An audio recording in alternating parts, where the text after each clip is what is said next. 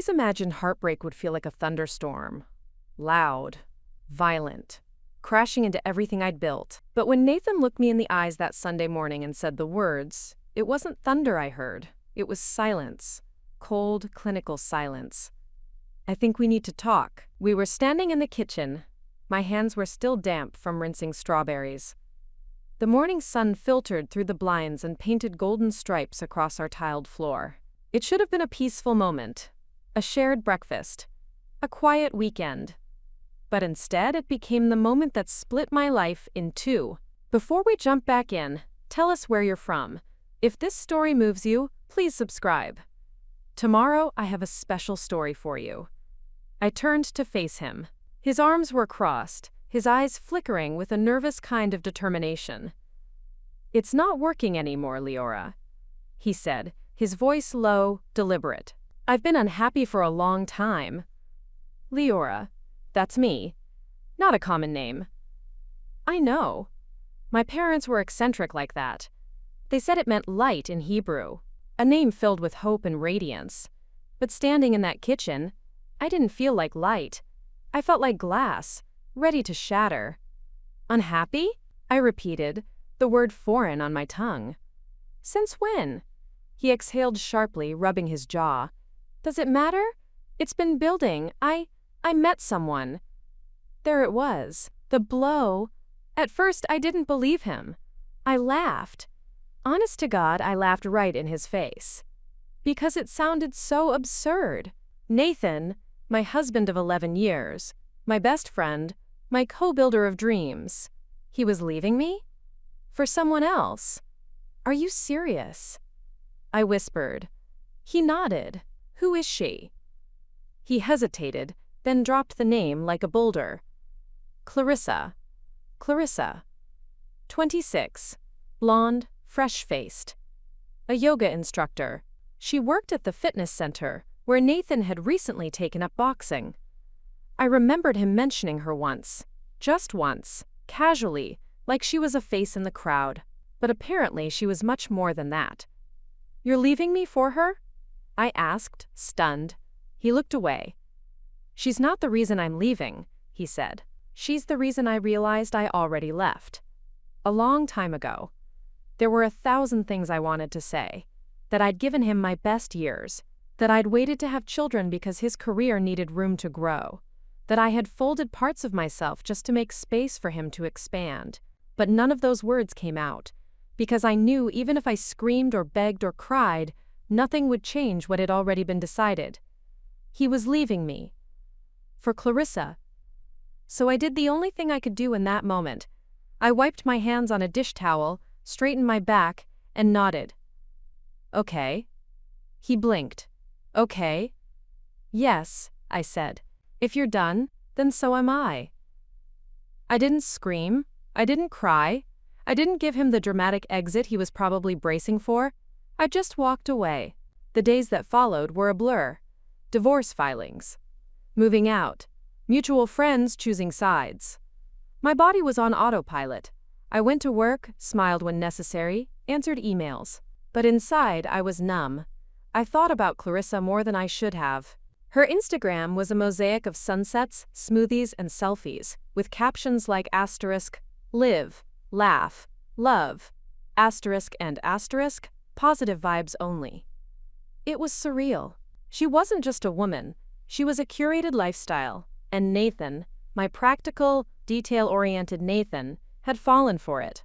The betrayal burned. But the humiliation? That's what stung the most. Then, something strange happened. About 6 months after the divorce was finalized, I was sitting alone at a wine bar when a man slid into the seat beside me. Tall, dark hair with just a touch of gray at the temples, and eyes like storm clouds. He ordered a bourbon and turned to me with a smirk. "Rough day?" he asked. "More like a rough year," I said. He laughed. "I can relate." We talked. Just surface-level stuff at first. Jobs, hobbies, wine preferences. I learned his name was Elias. He owned a design firm, had a dry sense of humor and a habit of watching people when they spoke, like he was memorizing their words. Then he said something that made my stomach drop. My last relationship ended when my girlfriend left me for her married boxing coach. I stared at him. Wait, her name wasn't Clarissa, was it? His eyes widened. No fricking way. We laughed so hard the bartender had to tell us to keep it down. That night, we shared stories like war veterans, comparing wounds, scar tissue, and the absurdity of it all. He told me how he and Clarissa had been together for 2 years, how she had grown restless, how she'd always talked about wanting someone with a future, someone stable. Apparently, married men with mortgages qualify, he said bitterly. I told him about Nathan, about 11 years of loyalty undone by a woman who thought commitment was a hashtag. We didn't sleep together that night. In fact, we didn't even kiss. But there was something between us, something deeper than rebound attraction. It was shared pain, a quiet understanding. We started seeing each other, slowly, cautiously. I told myself it was just companionship, two hurt people leaning on each other. But over time, something shifted. I began to laugh again. Not the polite kind of laugh you give your coworkers, but the kind that bubbles up from somewhere real. Elias saw me. Not the woman I had been with Nathan, or the ghost I had become after the divorce. He saw Taimi. It was terrifying and thrilling. One night, over Thai food and an old jazz record playing in the background, he said, "I've been thinking about something." "Uh-oh," I teased. "That's usually dangerous." He took my hand. "Let's do something crazy." "Like what?" "Let's get married." I blinked. "Are you serious?" He nodded. We both got burned. We both got left, but maybe we were meant to find each other because of it. It was impulsive, wild, irrational. But so was falling in love. I said yes. We planned a small wedding. Intimate, elegant, full of details that mattered to us. No frills, no fanfare, just love. Then came the idea, the one that started as a joke, but evolved into something else entirely. "Let's invite them," I said one night, half laughing. Elias raised an eyebrow. "Nathan and Clarissa? Why not?" He looked at me, serious. "Do you want to rub it in their faces?" I shook my head. "No, I want them to see what they gave up." We sent the invitation. They RSVP'd? Yes, and that's when things got complicated. The day the invitation was accepted, something shifted inside me. Not fear, not regret, something else. Like the hum of a fuse being lit. It wasn't about revenge. It wasn't even about proving anything. It was about reclaiming the stage. Taking back the story that had once been hijacked by betrayal. And maybe it was about closure too. I didn't tell anyone but Elias. Our close friends thought we were crazy. Most of them didn't even know we had sent invitations to Nathan and Clarissa. It was our secret. A shared dare wrapped in velvet. The weeks that followed blurred into motion. Venue arrangements, dress fittings, cake tastings. I threw myself into the planning like it was the final exam of my life. Every decision felt symbolic. This flower because it meant new beginnings. That song because it once got me through a hard day. I chose a satin gown, not white, but a deep ivory, elegant, timeless. The kind of dress that doesn't scream innocence, but strength. The kind of dress that says, "I have scars, but I still bloom." Elias was the calm to my storm. He wasn't overly involved in the details, but he was always there, always steady. Sometimes I'd wake up in the middle of the night in a cold sweat, worried about whether this was all too much. He'd pull me close, rub circles on my back, and whisper, "We're not just getting married, we're rewriting everything." The morning of the wedding arrived with overcast skies and a quiet drizzle. I liked it. There was something poetic about a soft rain washing the day clean. My bridesmaids buzzed around me with final touch-ups, and my mother dabbed at her eyes every few minutes, whispering prayers under her breath. As I stood by the mirror, taking one last look at myself before stepping out, I felt it, The weight of everything that had brought me here, the betrayal, the heartbreak, the healing, the miracle of finding someone who saw my broken pieces and called them beautiful. The venue was a restored vineyard tucked away in the hills. The ceremony was set under a canopy of twinkling lights and ivy. Rows of white chairs faced an altar wrapped in soft greenery. Guests murmured and smiled, unaware of the tension pulsing in my chest. And then I saw them. Nathan and Clarissa. They arrived quietly. She wore a pastel dress that hugged her like she'd been sewn into it. He looked older than I remembered, tired, almost weathered. They held hands, but it didn't look like connection. It looked like habit. Elias stood at the altar, eyes locked on me. No nerves, no doubt. Just that same look he'd given me the first night we met, a look that said, "I see you." The ceremony began. I walked down the aisle slowly, every step deliberate. My heart pounded, but I didn't waver. I didn't glance toward Nathan. Not once. My eyes were only on Elias. We exchanged vows we'd written ourselves. His made me laugh and cry within the same breath. Mine shook slightly at the start but found strength as I spoke. You found me when I wasn't sure I'd ever be found. You didn't try to fix me. You held the pieces and waited for me to rebuild. I'm not marrying you because I need you. I'm marrying you because I want you. Because we both chose to stand up from the wreckage and walk into something new. There was silence after that, then applause, then the kiss. And just like that, I was no longer someone's ex-wife. I was Elias's wife. The reception was warm and rich with laughter. We danced to Nina Simone. We toasted with elderflower champagne. Friends told stories that made us blush and laugh. But it was during dinner that everything changed. Clarissa approached me. She waited until Elias was pulled aside by an old college friend.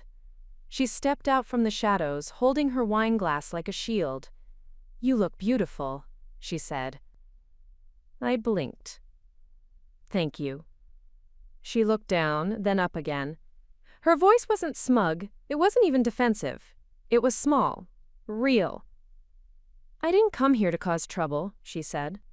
"Honestly, I didn't think you'd go through with it. I figured the invite was, I don't know, a test, a trap." I tilted my head.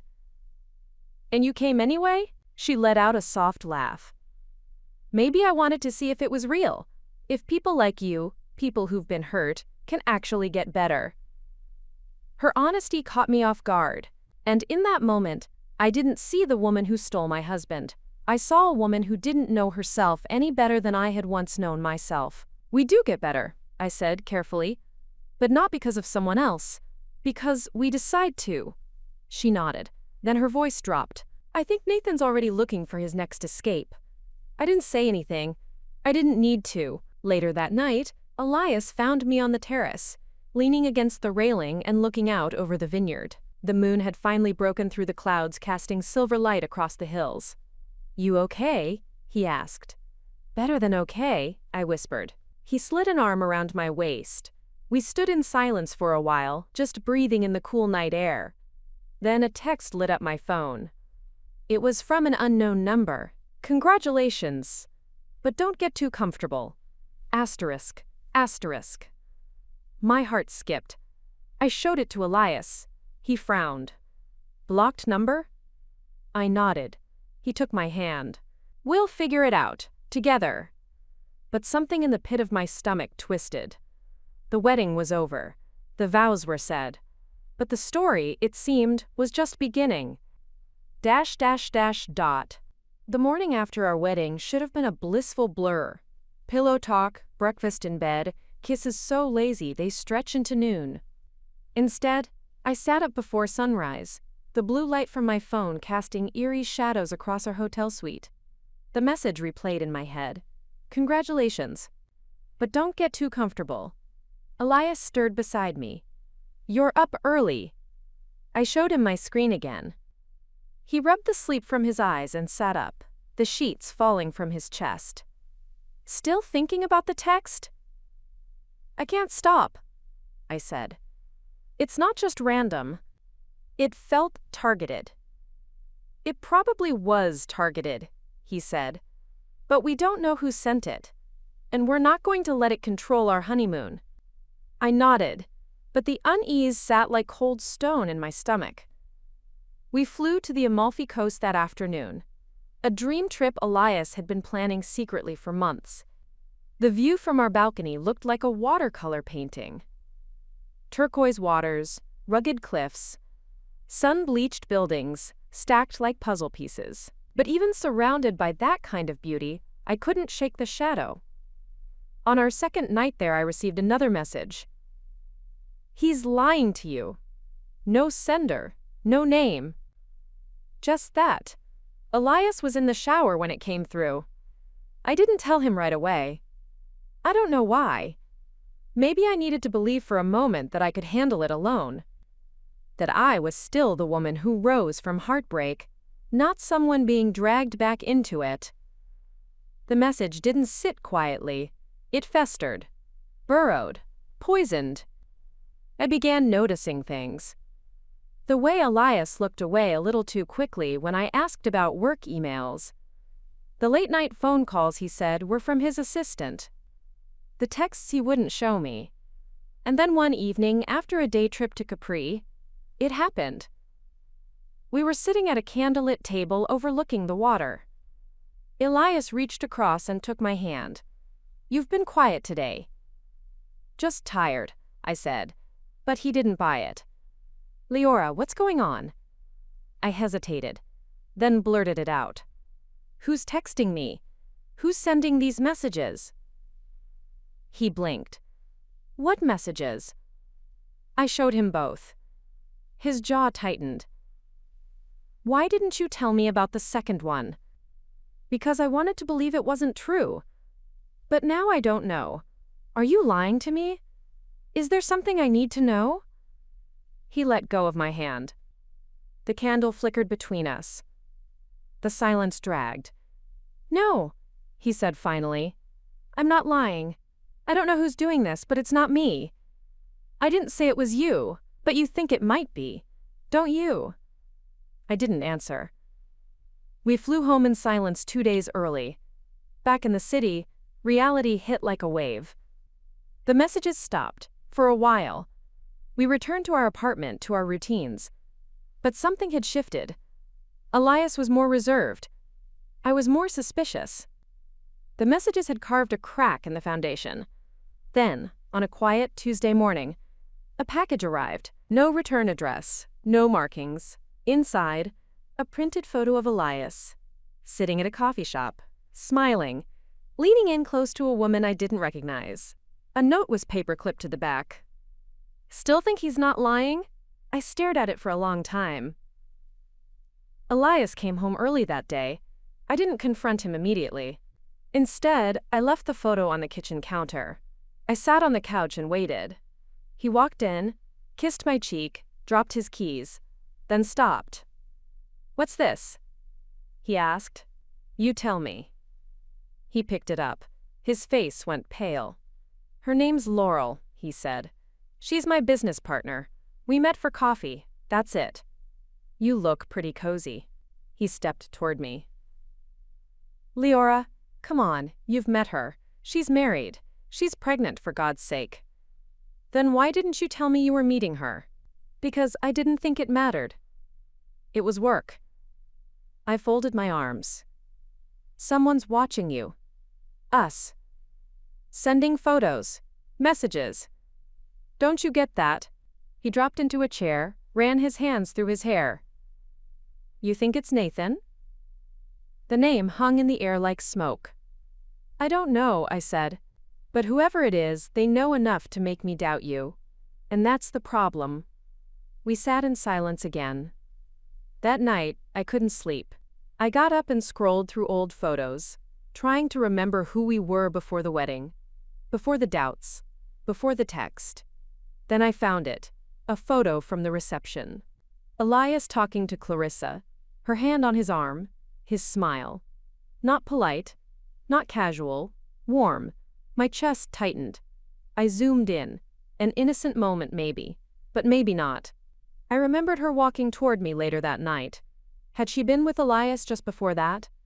I didn't sleep at all. The next day, I drove to Clarissa's yoga studio. She looked surprised when she saw me. But not guilty. Just confused. "Can we talk?" I asked. She nodded. "Sure." We sat in the back room, surrounded by incense and plants. "I need to ask you something," I said. "Are you sending me messages?" Her eyes widened. "What?" "No. Why would I do that?" "Because you looked uncomfortable at the wedding. Because Elias was talking to you, and now—" "Whoa," she held up her hands. "Yes, he talked to me. He said thank you for coming. That was it. We didn't exchange numbers. We didn't meet up. Nothing." "So you're not behind the photos? The texts?" She looked genuinely offended. "Absolutely not. I've made a lot of mistakes, but I'm not a psychopath." I believed her. "Do you think Nathan would do something like this?" Her face fell. "He's not handling things well. He didn't want to come to the wedding. I dragged him there. And ever since, he's been acting strange." "Strange how?" "Just angry. Cold. He barely talks to me. He said something the other night about people needing to be taught lessons. I didn't know what he meant." A chill crawled up my spine. When I got home, I found Elias in the kitchen. He was on the phone but hung up quickly when I walked in. "How was yoga?" "It wasn't yoga. I went to see Clarissa." His eyes flickered. "Why?" "To ask her about you, about the messages." "And what'd she say?" "That it's not her. That maybe it's Nathan." He sat down, visibly shaken. "This is getting out of hand." "Then maybe it's time we took control." He looked at me. "What do you mean?" "I mean it's time to confront him, together." Elias hesitated, then nodded. "Let's finish what they started." ... Confronting Nathan wasn't as easy as dialing a number or knocking on a door. It meant stepping back into a world I had burned behind me. The world of our shared history, our mutual friends, our old routines. The idea of it alone made my skin crawl. Elias and I sat on the edge of our bed that night, planning. We spoke quietly, like the walls had ears. There was something surreal about the situation. Just days earlier, we were reciting vows. Now we were strategizing like two people under siege. "He's not going to confess to anything," I said, "even if it's him. Then we make it so he can't deny it." Elias suggested we go to Nathan's place in person. No texts, no emails, no giving him time to craft a response. We show up. We watch him. We ask the right questions. The next afternoon, we did just that. I hadn't been to Nathan's apartment since the divorce. Walking through the familiar neighborhood felt like entering an echo of my former life. The smell of the bakery on the corner. The creak of the elevator that had always stuck on the third floor. Every detail was a memory waiting to ambush me. Nathan opened the door wearing gym shorts and a loose t-shirt. He looked surprised. Genuinely, not performatively. "Leora," he said. Then his eyes flicked to Elias. And Elias. "Wow. To what do I owe the pleasure?" "We need to talk," I said. "Now." He stepped aside, cautious. The apartment was cleaner than I expected. Minimalist, sterile. Almost like no one really lived there. We sat in his living room, 3 points of a tense triangle. "You've been sending us messages," Elias said, straight to the point. Nathan frowned. "What are you talking about?" "Texts, photos, anonymous packages, all designed to make her question me." Nathan scoffed. "Do I look like I have the time to stalk my ex-wife's new husband?" "Don't play dumb," I snapped. "Someone's been trying to sabotage us since the wedding." He leaned back, crossing his arms. "And you just assume it's me?" "Clarissa says you've been acting strange. Angry, obsessive." His face darkened. "Oh, so you've been talking to Clarissa too. I see. Everyone gets to interrogate Nathan today." Elias leaned forward. "Are you denying it then? Completely?" "Yes," Nathan said firmly. "I haven't sent you a single message. I haven't hired anyone. I haven't watched you." You're not that important to me anymore. The insult didn't sting as much as I thought it would, but something in his tone caught me. Not the words, but how quickly he denied it. Too quickly. Too clean. Then who would want to do this to us? I asked. He shrugged. Maybe someone from Elias's past. Ever think of that? Maybe an ex of his who doesn't like seeing him move on? You ever stop to wonder if the skeletons might be in his closet and not mine? The room went quiet. Elias didn't react. He didn't flinch or argue, but something shifted in his eyes. We left soon after. Nathan didn't walk us out. He closed the door without another word. In the car, I turned to Elias. What did he mean by that? Elias kept his eyes on the road. He's just trying to stir doubt. He doesn't have anything. But do you? He didn't answer right away. Elias. I dated someone a few years back, he finally said. Her name was Marin. It didn't end well. Define, didn't end well. He exhaled. She got possessive. Controlling. After I ended things, she tried to tank my business. Wrote fake reviews. Sent emails to clients pretending to be me. I had to file a cease and desist. You never told me, because I didn't want her to be part of our story. I didn't think she'd ever come back. Do you think it's her? It could be, but she moved states. Got married, according to the last thing I heard. My thoughts raced. We were looking in the wrong direction this whole time. What if this wasn't about my past, but Elias's? That night I couldn't sleep. Again. I went online and began searching. Marin. Elias. Old business articles. Reviews. Social media. Anything I could find. After hours of digging, I found her. Marin Geller. She divorced last year. Her social media was scrubbed clean, except for one platform where she posted cryptic quotes about betrayal and justice. She worked in digital marketing now. Lived 3 hours away.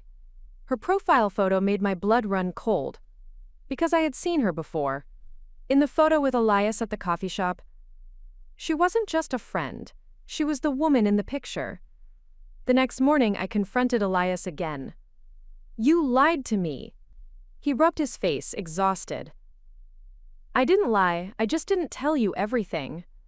You said the woman in the photo was Laurel, your business partner.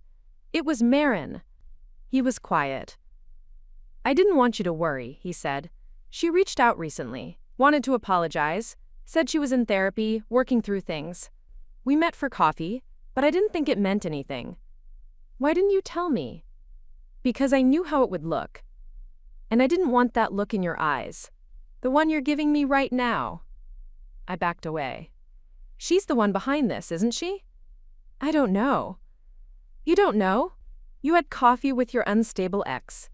And then we started getting anonymous threats. Elias, come on. He sank into a chair, head in his hands. I didn't think she'd do this. I really thought she'd changed. My phone buzzed. Another message. You married a liar. He'll break you like the last one did. I showed it to Elias. He closed his eyes like it hurt. I'll fix this, he said. I'll talk to her. I'll make it stop. No, I said. We talked to her.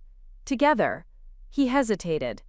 Elias, if you want to rebuild this, we face everything as a team. No more hiding. No more half-truths. He nodded. We packed a bag, got in the car, and headed to confront the ghost of Elias's past. The highway stretched ahead of us like a silver thread, winding through hills and stretches of farmland. The car hummed beneath us, steady and silent, but inside I was a storm. My knuckles were white on the steering wheel. Elias sat beside me, his face unreadable, like a man trying to hold on to dignity while drowning in guilt. We hadn't spoken much since leaving the apartment.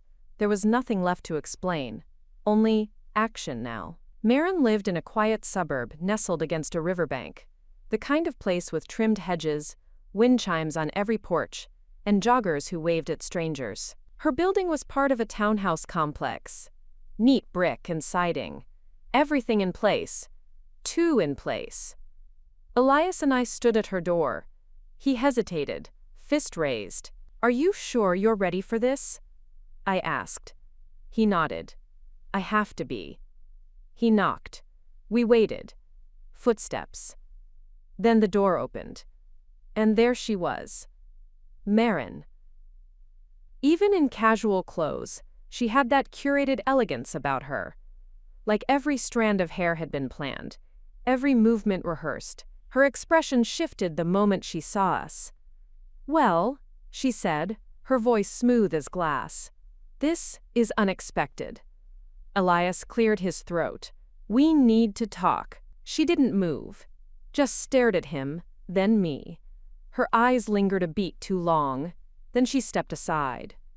"Come in." Her place was as polished as she was. Diffused lighting, minimalist furniture, the faint smell of bergamot in the air. She offered tea.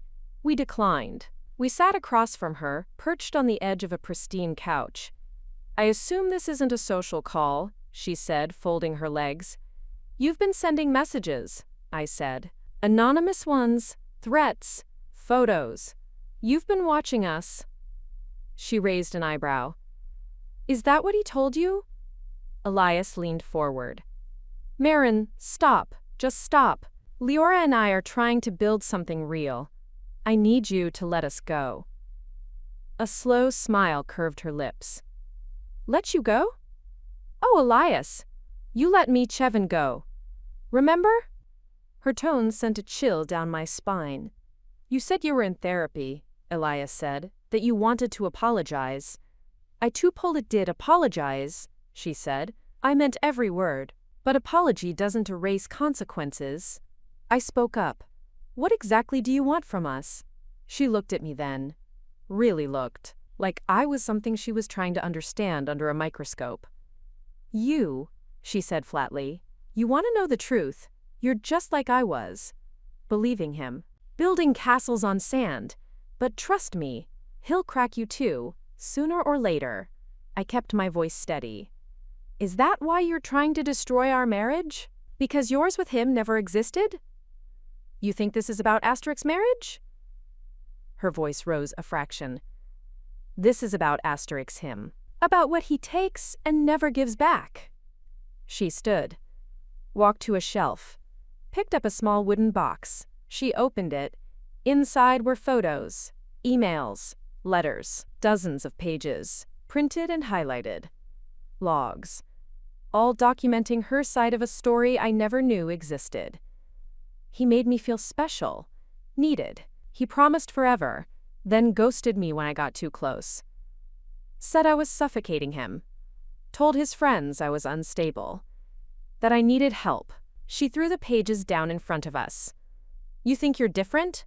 You're not. You're just newer." Elias didn't touch the papers, he just stared at her. "You're not well, Maren." "No," she said. "I'm finally awake." I picked up one of the photos. It was a screenshot. Elias and I from our wedding. Taken from a distance. Through trees. "You were there," I whispered. "Of course I was. Didn't you feel it? That little tingle on the back of your neck when you said, 'I do'? That was me, watching." My stomach twisted. "This has to stop," Elias said. "Or we'll get the police involved." Maren's smile faded. "You already did once," she said. "Didn't work out too well for you." She walked to the door and opened it. "You should go." I stood slowly, heart pounding. Elias followed. We stepped outside into the bright, too cheerful afternoon. "That woman is dangerous," I said as we got into the car. "I know." "You really thought she changed?" He didn't answer. Back home, we forwarded everything to a lawyer.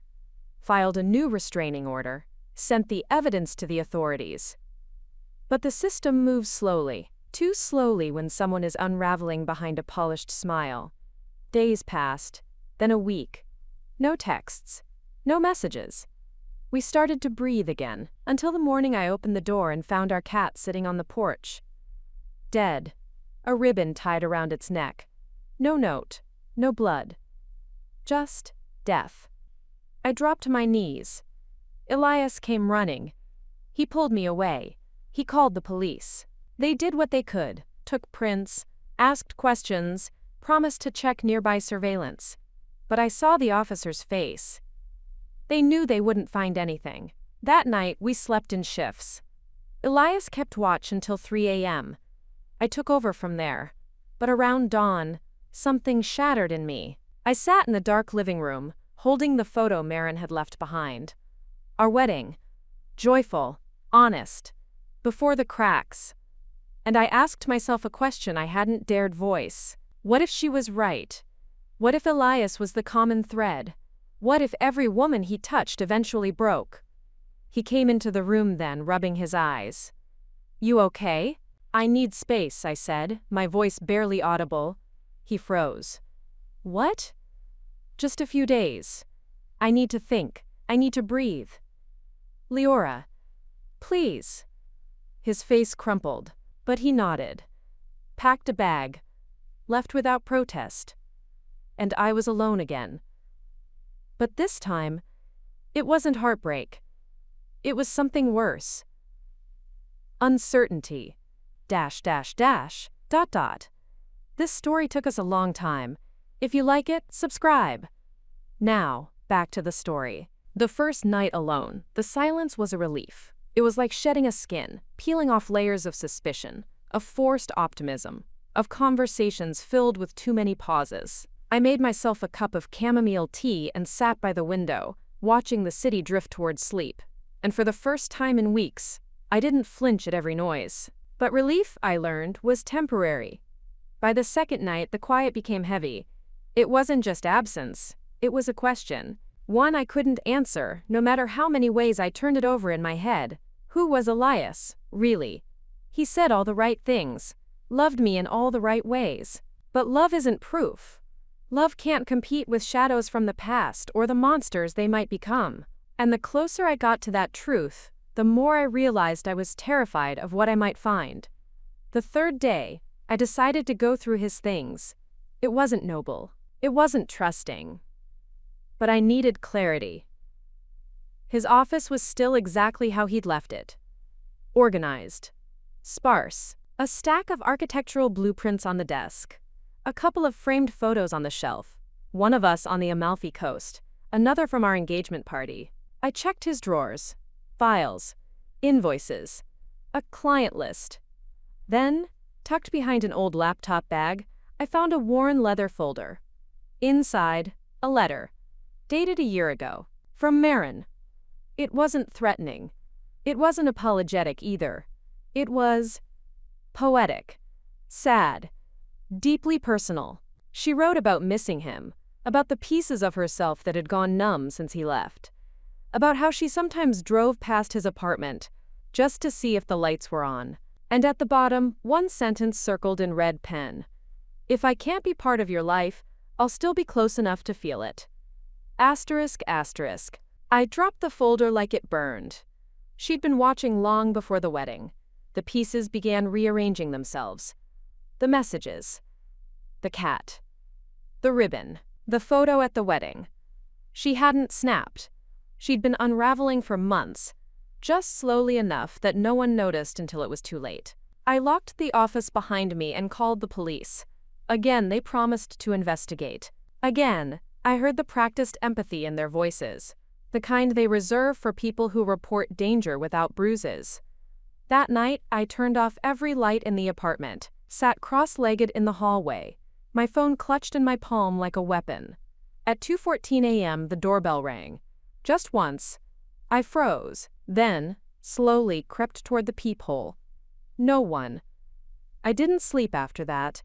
Just sat, rocking slightly, whispering prayers to the dark. By morning, I was done waiting. I called Elias. He picked up immediately. "Leora, are you okay? Come home." A pause. "Are you sure?" "Yes. But we need to talk. No more secrets. No more filters." Everything on the table. I'll be there in an hour. Dot. He arrived 45 minutes later. His face was tired, stubbled, eyes bloodshot. But his hands reached for mine like a man finding the shore after a storm. We sat across from each other on the couch. Start from the beginning, I said. Everything. And he did. He told me about Marin, how they met at a business seminar. How she latched on quickly. How he was flattered by her intensity at first, then alarmed by how quickly she spiraled. He ended it. She broke into his office weeks later. Wrote emails to clients pretending to be his assistant. Cost him 2 contracts. Why didn't you tell me all of this? Because I was ashamed. Because I wanted to believe it was behind me. And because I thought if I didn't speak her name, she'd stay gone. And when she showed up again? He nodded. I thought she was trying to heal. She said she was in a program. I believed her. I shouldn't have. I reached into the coffee table drawer and handed him the letter. His eyes scanned the words slowly. He swallowed. I didn't know she sent this. I swear. It was in your office. I haven't seen that folder in months. I must have. Elias. He stopped. Looked up. If we're going to survive this, I need more than good intentions. I need truth. I need consistency. He leaned forward. Then I'll give you everything. Every password. Every calendar. Every inbox. I'm not hiding anything. Not from you. I believed him. But belief wasn't protection. Later that afternoon, we went to the police precinct again. Spoke to a detective instead of a patrol officer this time. Showed the new letter. The wedding photo. The dead cat. The detective took it seriously. Promised to file for a formal investigation. But we weren't safe yet. That night, Elias installed cameras around the apartment. Motion sensors. Extra locks. Alarms. The works. This isn't how newlyweds are supposed to live. I whispered, watching him drill a sensor into the kitchen window. He looked at me. We'll have the life we deserve. We just have to get through this. But neither of us knew what this was anymore. By the end of the week, I returned to work. Tried to smile. Tried to focus. Until I received an email. Subject. Truth about your husband. No body text. Just a link. I stared at it for 5 full minutes before clicking. It led to a folder. Inside, audio files. Dozens of them. Elias's voice and Marin's. Snippets of conversation. Some sounded casual. Some intimate. I miss the way you used to look at me. I never stopped thinking about you. She'll never understand you like I do. My throat tightened. I kept listening, couldn't stop. One file hit different. Marin. Do you think you'll ever tell her the truth? Elias. Not if I want to keep her. I slammed the laptop shut. He came home hours later.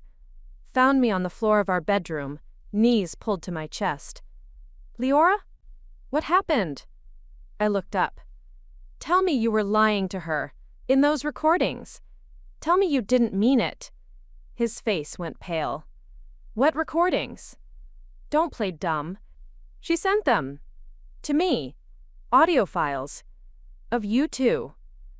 He staggered back like I'd hit him. I never recorded anything. She must have.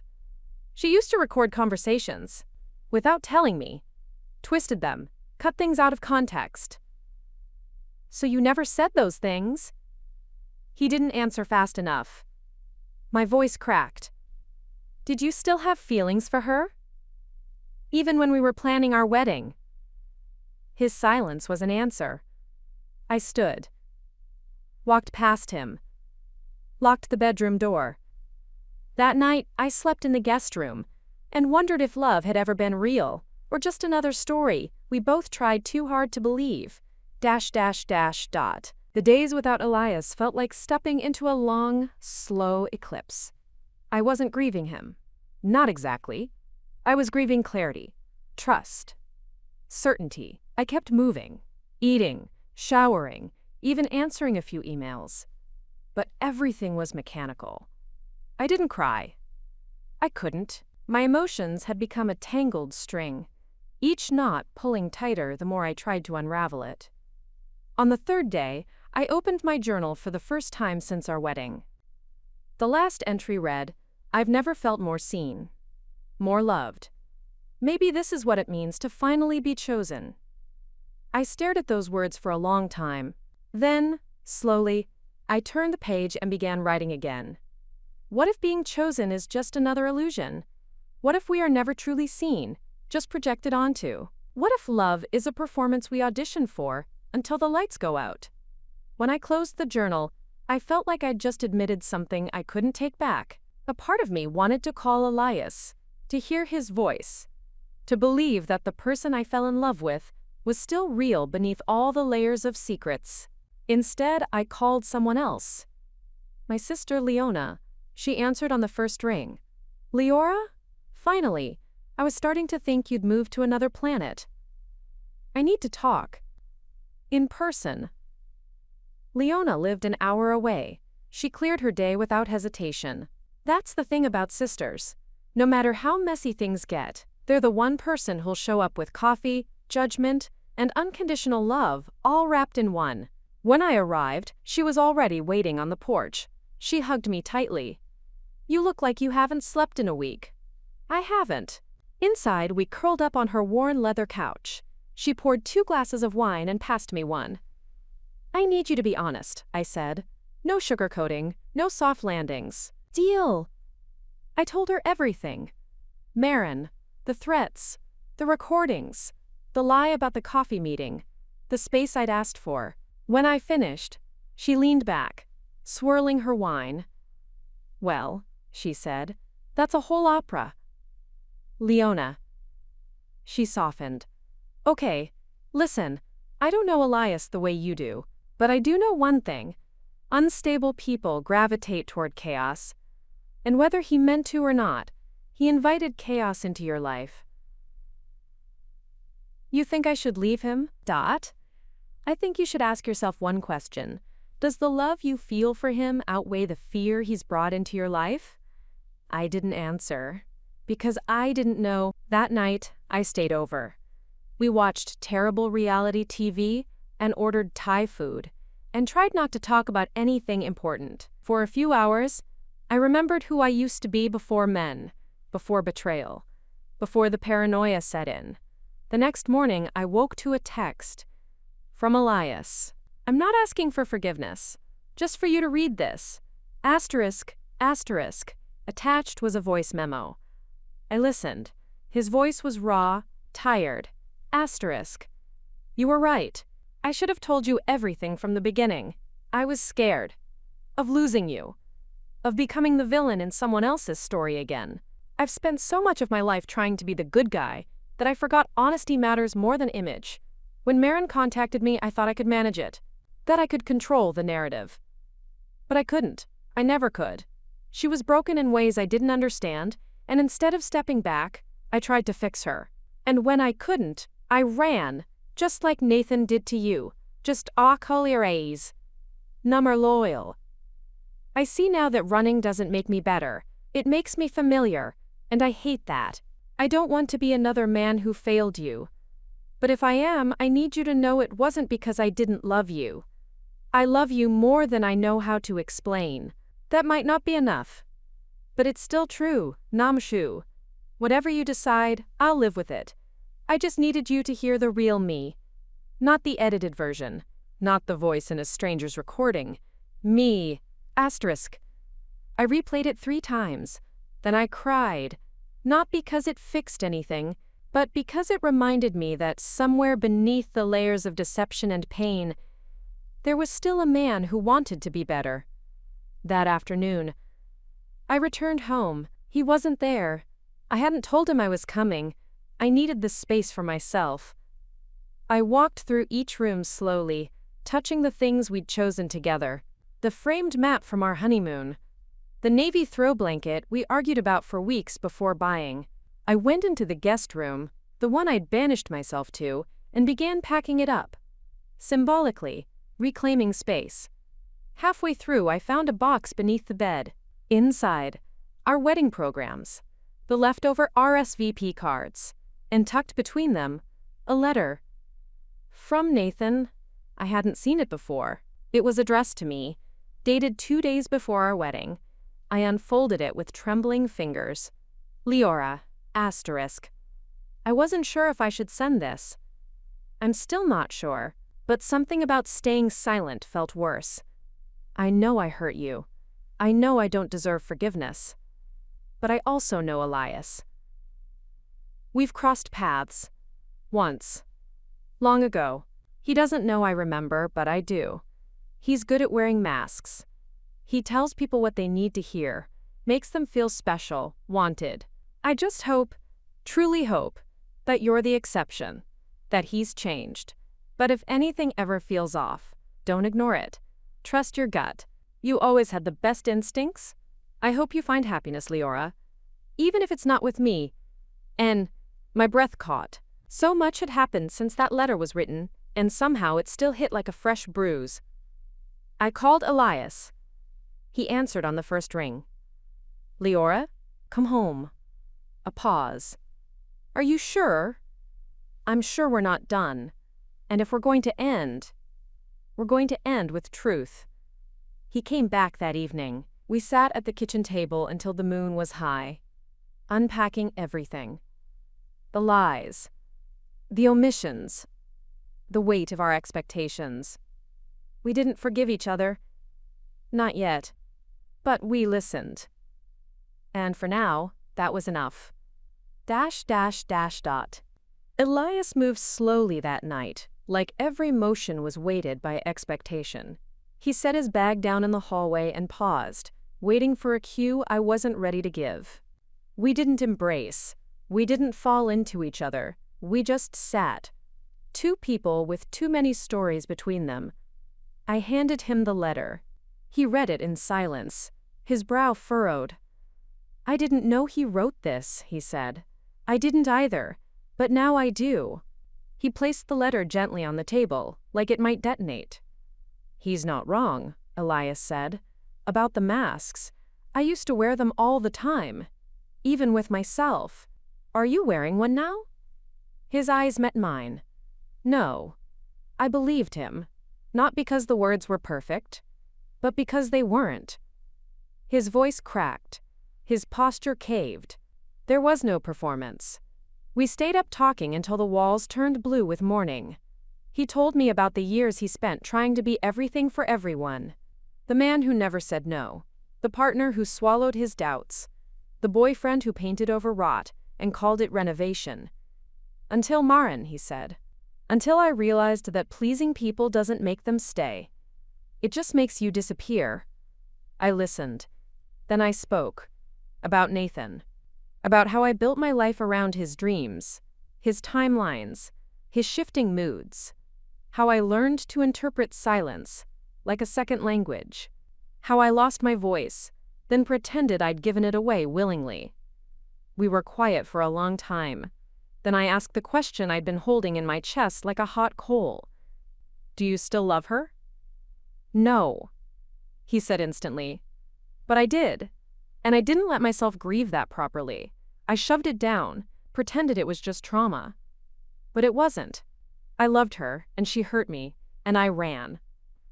I swallowed. And me? You're not a rebound. You're not a replacement. You're the first person I didn't try to impress. I just wanted to be real with you. And I failed at that. I looked at the man in front of me, flawed, broken in ways he hadn't fully repaired. But trying, really trying. Maybe love isn't about perfection. Maybe it's about staying. The next few days were quiet. Not because we were avoiding, but because silence became a tool instead of a threat. We went back to small routines. Breakfast. Music. Reading beside each other. Relearning each other. We were fragile, but willing. One night we lit candles and sat on the floor with a bottle of wine between us. I've been thinking, Elias said. We should move. I blinked. Move? Out of this place, out of the shadows, start somewhere new, somewhere that isn't tied to ghosts. He wasn't wrong. Every room held memories. Good ones, yes, but also fear. The hallway where I'd collapsed after finding the cat. The kitchen where the first email had arrived. The bedroom that had become a bunker. Where? I asked. He smiled faintly. Anywhere you want. We began searching that week. Apartments, townhouses, lofts. Nothing felt quite right until we walked into a little craftsman-style home on the edge of the city. Wood floors, wide windows, a fireplace that needed work. It felt raw, unfinished, but full of promise. Like us. We made an offer. It was accepted. The night before the move, I walked through our apartment one last time. I didn't cry. I touched the walls, whispered goodbye to the parts of me I'd buried there, and then I left. The new house was quieter, the kind of quiet that feels earned. We painted the walls ourselves, chose warm tones, built shelves, argued about furniture layouts, laughed when we realized neither of us knew how to use a power drill properly. The night we finished setting up our bedroom, I found Elias staring out the window. "What is it?" I asked. He turned. "I keep expecting something to go wrong." "So do I. Is that normal?" "I think so. For people who've lived through chaos, peace feels suspicious." He nodded. "But I want to trust this. I want to trust us. We don't have to do it all at once," I said. "We just have to wake up and try again." That became our mantra. Wake up and try again. Weeks passed. Then a month. No texts. No threats. No Marin. Until the envelope arrived. No return address. No postage stamp. Just a single name written in thick black marker. I opened it slowly. Inside, a Polaroid photo. Of me. At the grocery store. Smiling. Holding a basket. Completely unaware. I dropped it, stepped back like it might bite. Elias appeared in the doorway. "What is it?" I couldn't speak. Just pointed. He picked it up, examined it. "Is this recent?" I nodded. We stared at each other. "She's still watching," I whispered. The next day we went to the police. Again. The detective was kinder this time. More urgent. They took the photo, pulled surveillance footage, promised to prioritize the case, but promises couldn't erase the fear curling around my spine. I didn't sleep that night. Neither did Elias. We sat on the floor of the living room, backs against the couch, staring into the dark. "Do you ever feel like we're in a maze?" I asked. "Like we keep turning corners just to find more walls?" He reached for my hand. "Yeah. But I'd rather be in the maze with you than outside it alone." I squeezed his fingers. We didn't talk after that. We just stayed, breathing, listening, hoping that maybe, just maybe, the walls were finally beginning to crumble. ... The morning after the photo arrived, the sunlight in our kitchen felt cruel. It streamed through the window, unbothered and golden, like the world wasn't cracking open beneath our feet. I watched Elias at the counter, grinding coffee beans with the kind of focused energy people reserve for avoiding reality.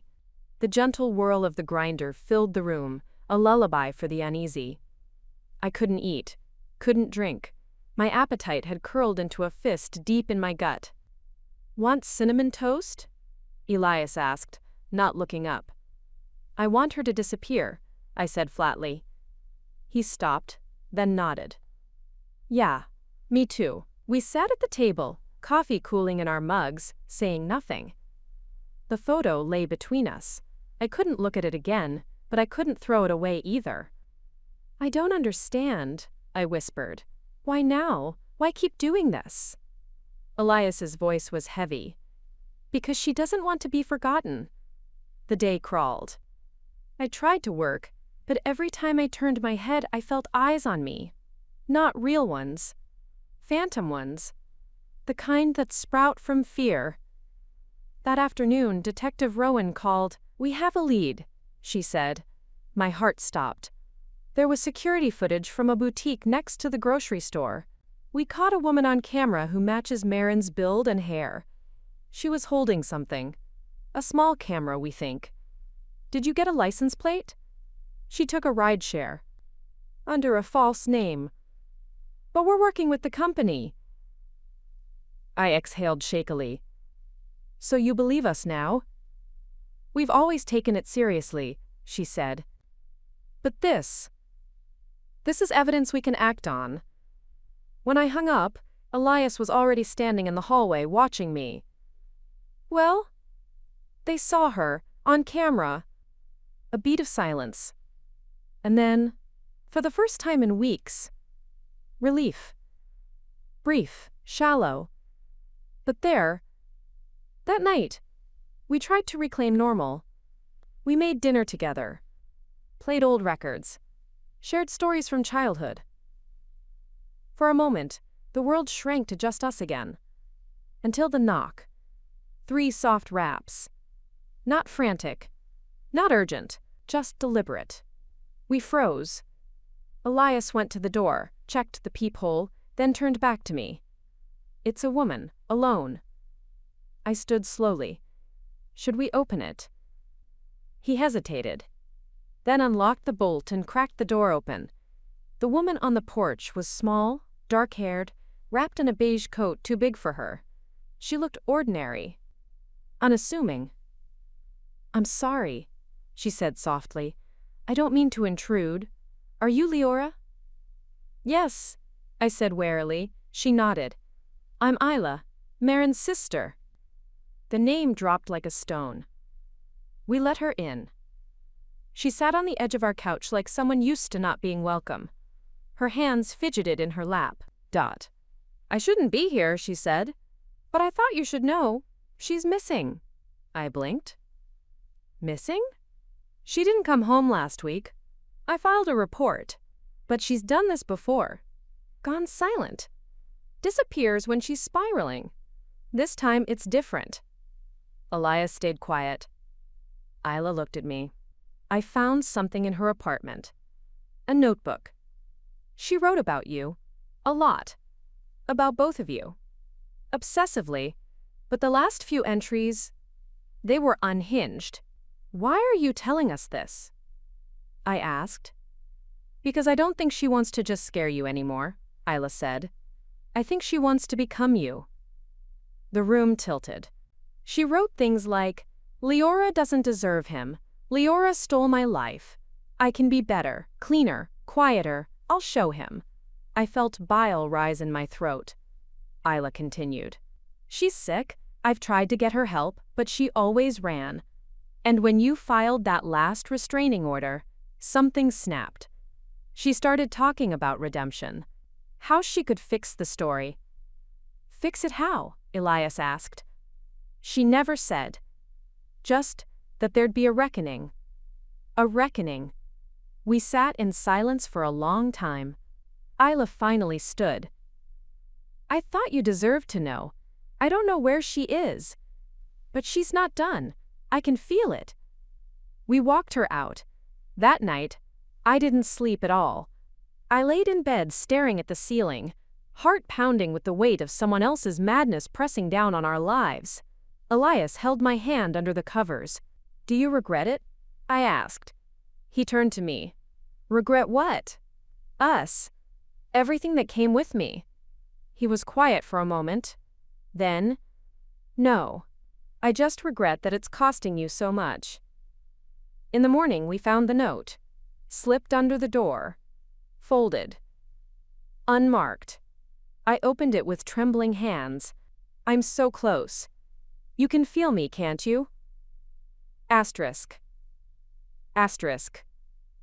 Elias took it from me, scanned the words, then pulled me into him. "I'm done waiting," he said. "We're going away. Just for a while." "Away, where?" "Anywhere she can't find us. Just to breathe." He booked a cabin that afternoon. A friend's place, deep in the woods, no neighbors, no signal. Just us. We left the next morning. The road was long, winding through forests, thick with spring. Green leaves filtered the sunlight, dappling the windshield. For the first time in ages, the world felt untouched by her. The cabin was beautiful. Rustic, quiet, too quiet. But we tried. We cooked, took walks, sat by the fire. For 2 days, it was peaceful. On the third day, I woke to find Elias already dressed, standing by the window. "What is it?" I thought I saw movement in the woods. We both stared. Nothing but trees. "Maybe it was a deer," I said. "Maybe." We stayed inside that day. That night, we locked every door. Every window. Double-checked the car. At 2:47 a.m., something tapped the back door. Soft. Rhythmic. Tap. Tap. Tap. I held my breath. Elias grabbed the fire poker and crept toward the door. I stayed frozen by the bedroom threshold, my heart drumming in my ears. He flicked on the back floodlight. Nothing. He opened the door a crack and looked out. Still nothing. He closed it. Locked it again. Checked every window. I didn't ask him to come back to bed. I didn't want to move. The next morning we found footprints. Barefoot. Small. Leading to the back door. And back into the woods. We left that afternoon. No longer running for peace. Now running for safety. ... The drive home felt different. It wasn't fear. It was resignation. A numb quiet filled the car like fog, swallowing every attempt at conversation. We didn't argue. We didn't cry. We didn't even look at each other. We just drove. Back to the city. Back to our house. Back to the life that had been stolen piece by someone who refused to let go of a version of us that never existed. The moment we stepped through the front door, I felt it. Wrong. Subtle. Almost imperceptible, but unmistakably wrong. A drawer left half open in the hallway table. A pillow missing from the couch. A faint scent of something floral that didn't belong to us. My skin prickled. Elias walked past me, into the living room, then stopped. His voice was a whisper. "She's been here." We didn't touch anything, didn't speak again, just backed out, locked the door, and called the police. Detective Rowan arrived 20 minutes later, her face grim. She moved through the house with a quiet urgency, snapping photos, dusting surfaces, cataloging everything out of place. "She didn't take anything," she said, "but she wanted you to know she could." The word violation didn't begin to cover it. They reviewed the security footage.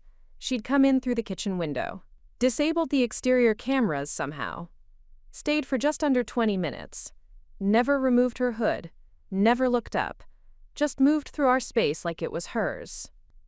"I want a guard," Elias said. "A private one. Here, full-time." Rowan nodded. "I can get you a contact." That night I stood in the middle of the kitchen and stared at the floor, trying to see her footprints, her intentions, her madness. "Why us?" I whispered.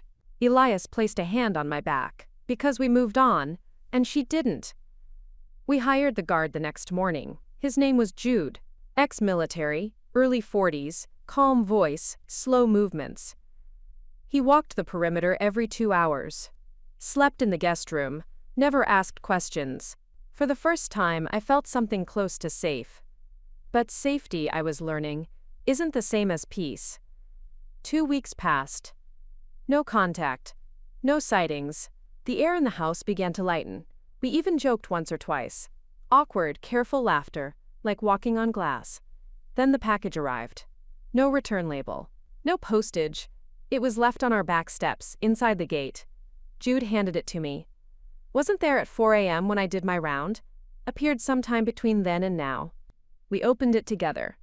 Inside, a scrapbook. Each page meticulously crafted. Photos of me. Elias. Us at restaurants. walking through the park, holding hands, kissing. Every moment captured from afar, printed in glossy high-res. Notes scribbled beneath them in looping cursive. He doesn't look at her the way he looked at me. She laughs too loud. Her eyes are empty. He misses me. I can see it in his spine. I dropped the book. Jude picked it up carefully, handed it to Rowan when she arrived 20 minutes later. "I want her gone," I said. "Arrested. Institutionalized. Something." Rowan's voice was calm but firm. "We're trying, Leora, but stalking charges require a pattern of provable threat. Physical danger. We're close, but we need more." I stared at her. More than dead animals? Break-ins? Threats? Photos and letters suggest surveillance, not direct harm. Yet, I repeated bitterly. That night, Elias found me in the bathtub, knees drawn to my chest, water gone cold. "Let's leave," he said softly. "For good. Move overseas. Change everything." I shook my head. "I'm tired of running." He knelt beside the tub. "Then let's fight." We made a plan, not with fists, not with weapons, with truth. We went to the press. Elias gave interviews. I wrote an open letter. We published photos, dates, evidence. Shared our story from beginning to now. We exposed the obsession. The fear. The stolen piece. We didn't name her directly. We didn't have to. She knew. The article went viral. Comments poured in. Support. Outrage. Warnings. But also silence. For days. Then a letter arrived. Not left at our door. Not mailed to the house. Mailed to * my office.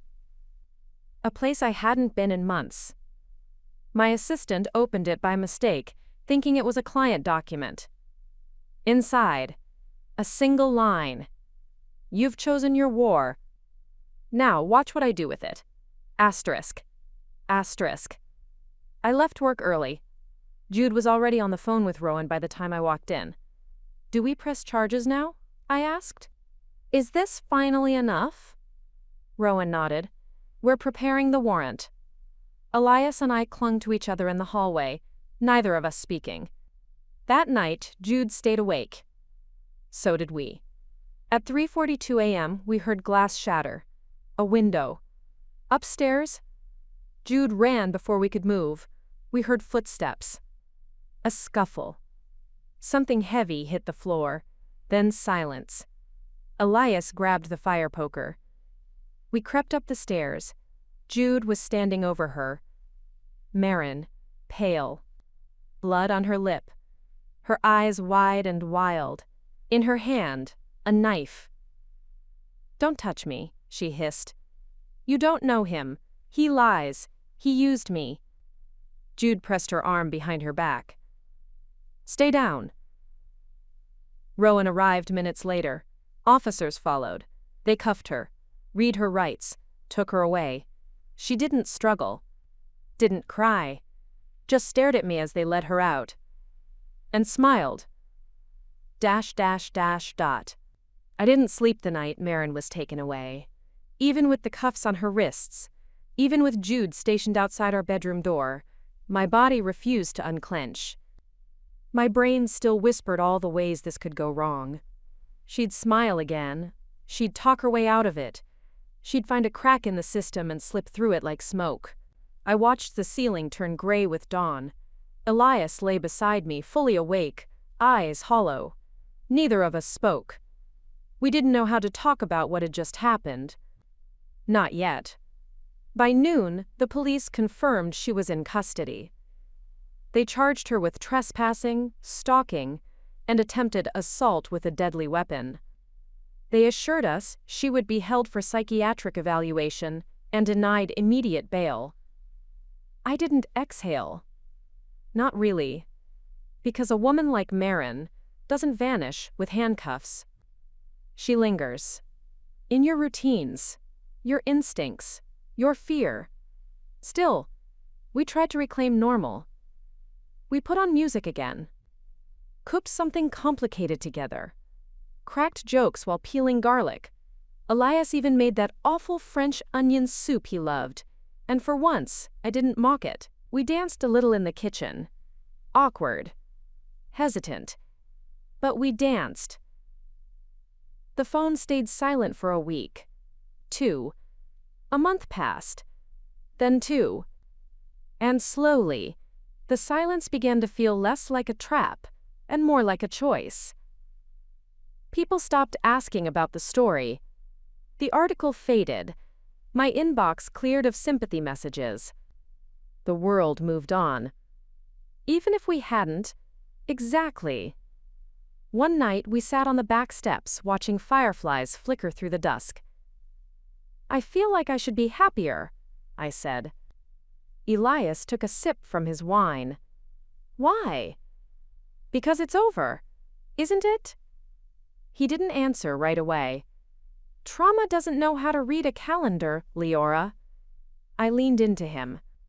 Let my head fall against his shoulder. I want to believe we're safe now, I whispered. He kissed my forehead. Then we start with believing. And that's what we did. We celebrated our first anniversary with a small dinner at home. Just the two of us. No cameras, no interviews, no ghosts.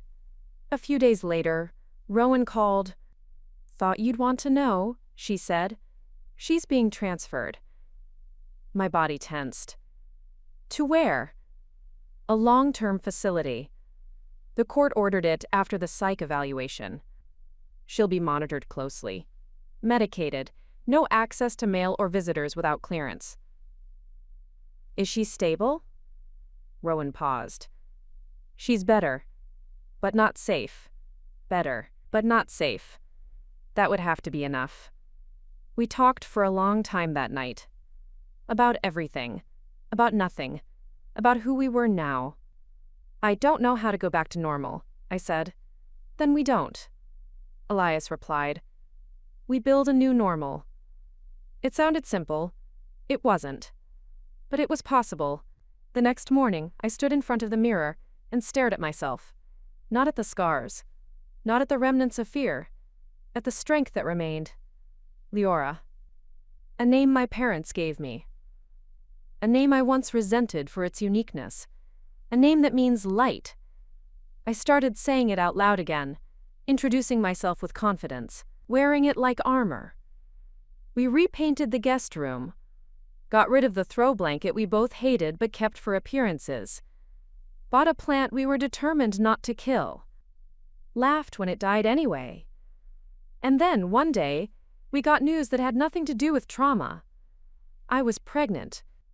I stared at the test for 5 full minutes, then took another. Then another. I didn't tell Elias immediately. I went for a walk first. Through the same neighborhood I used to rush through, keys between my knuckles, eyes scanning every shadow. Now I walked slowly. The sun was warm. The trees arched above the sidewalk like open arms. I stopped to pet a stranger's dog. I bought an orange soda I hadn't tasted since college. I walked back home and found Elias in the kitchen, fixing the drawer that always stuck. I held up the test.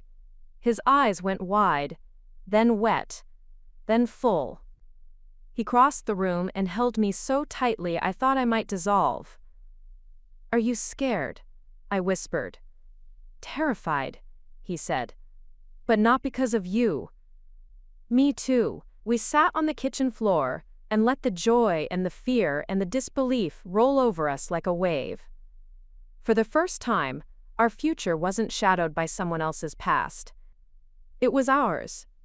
We didn't make big announcements. We didn't throw a party. We just lived. Elias became gentler, more patient. He spoke to my belly like it was a portal. He read articles about names and sleeping positions and diaper hacks. I wrote again. Not about fear. About beginnings. One evening I sat on the porch and watched the sun melt behind the houses across the street. I opened my journal. Wrote one line. I wasn't ruined. I was remade. Third checade. And for once, the words felt enough. Dash dash dash dot. The morning sickness hit like a cruel joke.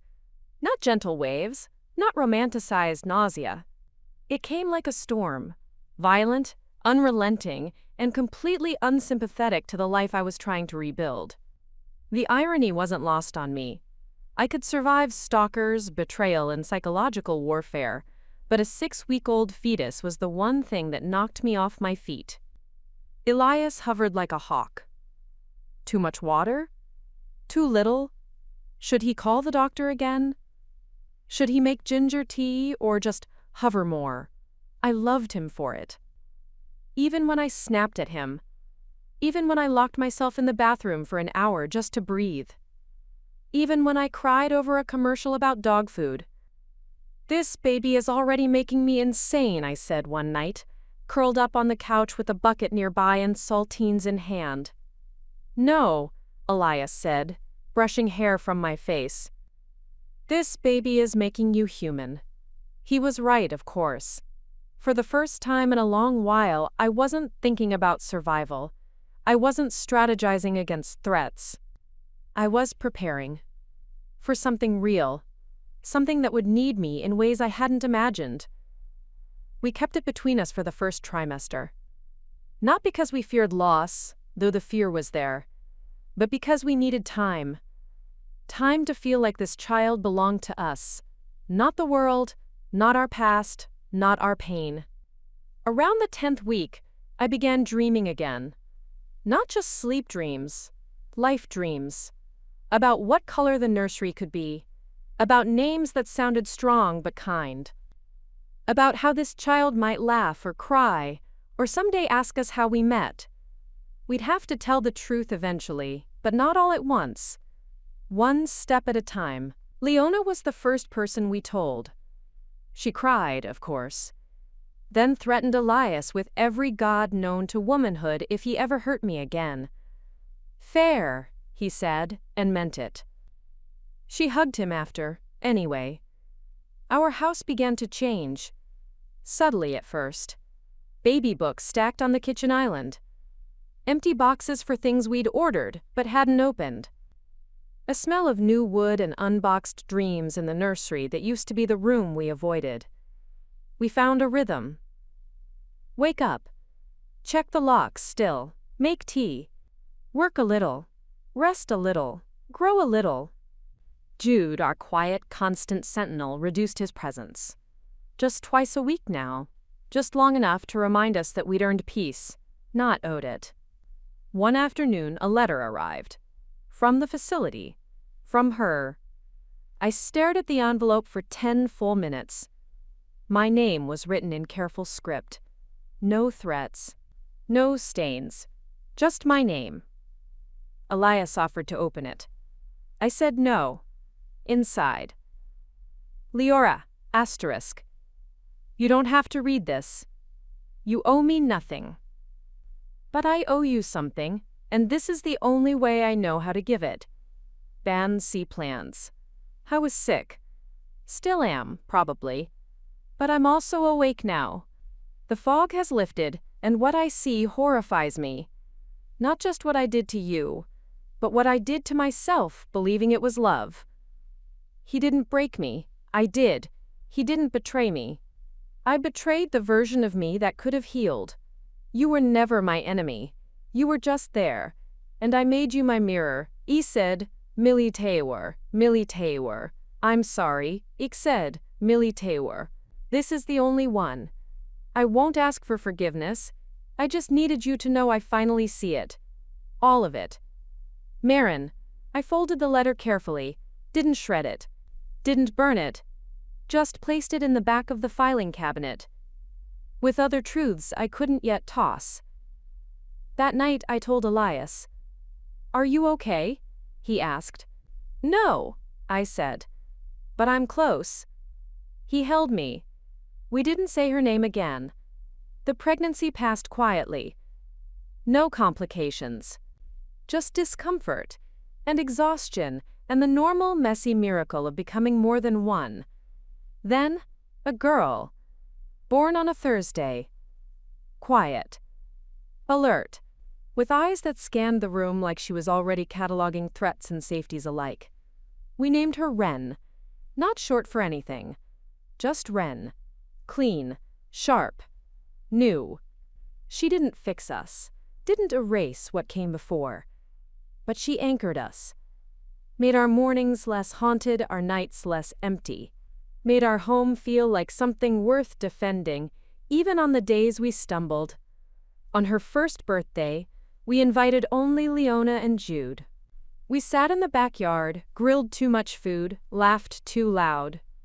Jude gave Wren a stuffed elephant that she immediately flung into the flower bed. Leona made a cake shaped like a moon. "She's got your eyes," she said to Elias. "She's got Leora's everything else," Elias said.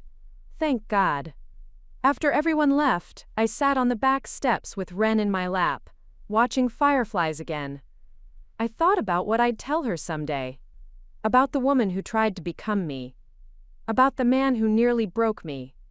About the version of myself I thought had died, but who simply changed shape. I'd tell her that love is not always kind, but it is always worth fighting for. That healing isn't a destination. It's a habit. That sometimes surviving is the bravest thing we do. And that her name, Wren, meant lotus in an old language I'd once looked up in the middle of the night. A flower that grows in mud. A bloom born from dark water. Like me. Like her. Like every story that refuses to end before it's ready. .. The house was quieter now, not because anything had changed, not because the tension had returned, but because peace had settled in, thick like warm honey, slow and certain. It wasn't perfect. We still argued over dishes, still forgot appointments, still took turns waking at 2 a.m. to soothe Wren's cries. But it was real. And after everything we'd endured, real was enough. Wren was walking now. Not gracefully, not predictably, but walking. Her steps were wild and clumsy, her balance wobbly like she was chasing an idea her body couldn't yet support. Still, she never gave up. When she fell, she looked around, judged the silence, and then stood up again.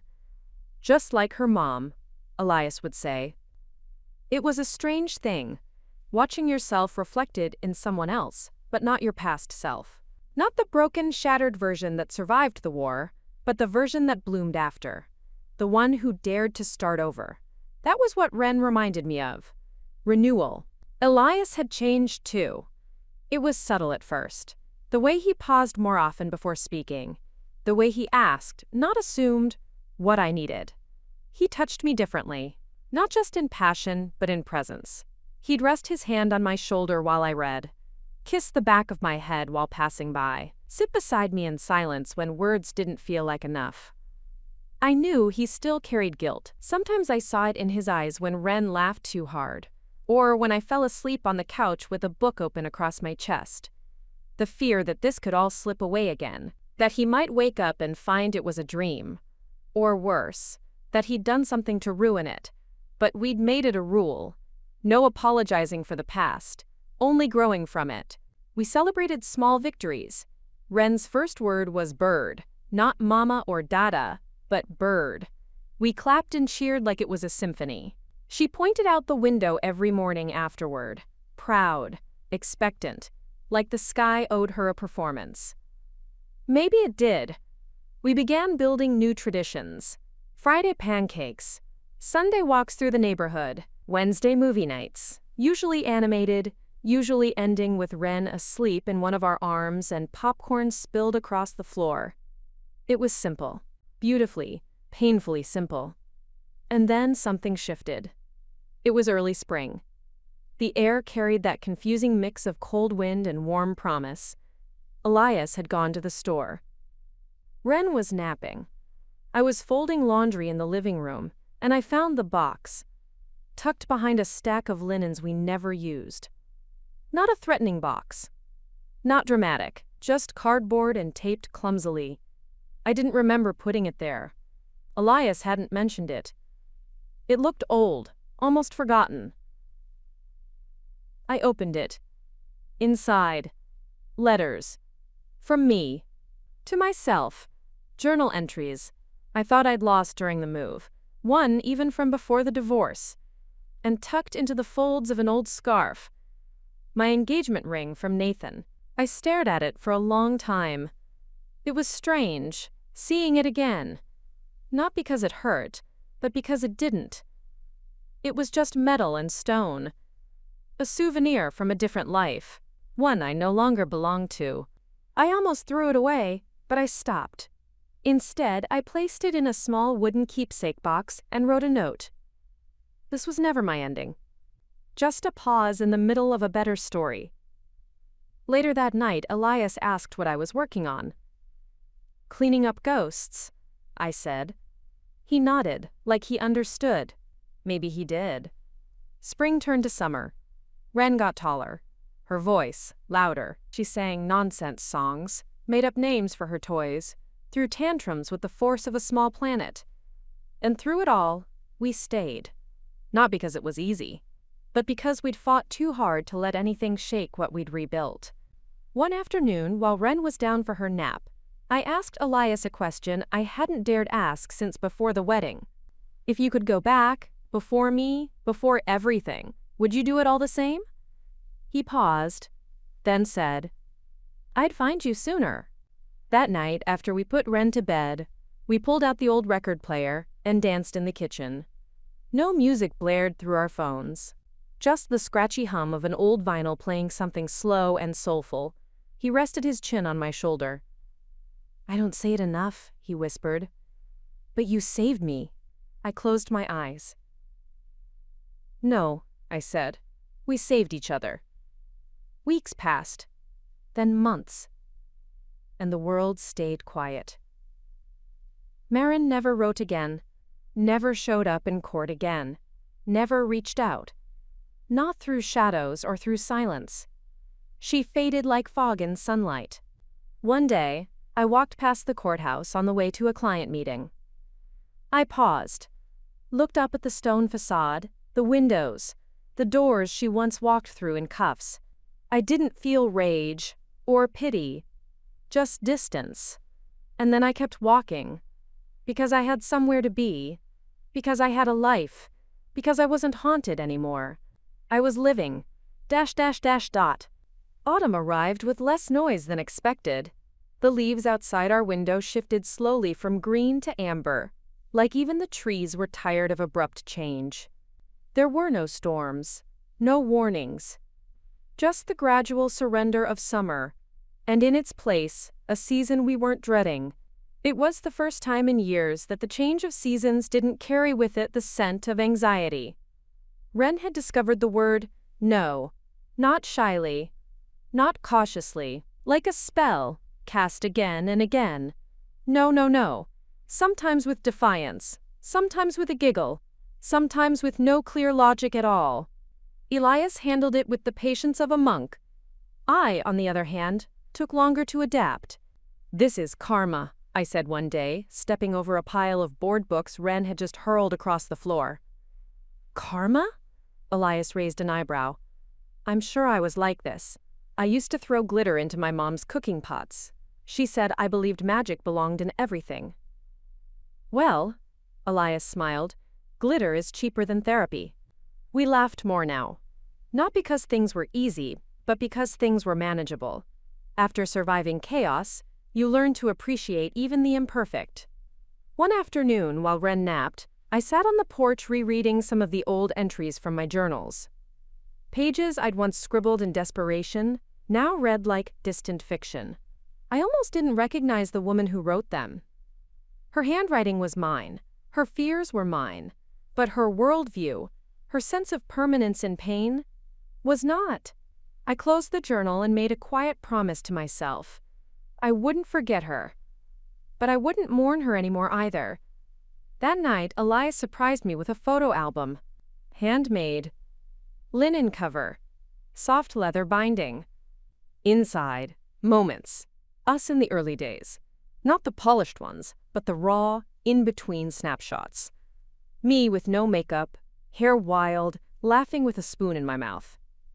Elias asleep at his desk. Ren asleep on his chest, drooling into his shirt. I wanted something to hold, he said. Proof that we made it. I pressed the album to my chest. Proof.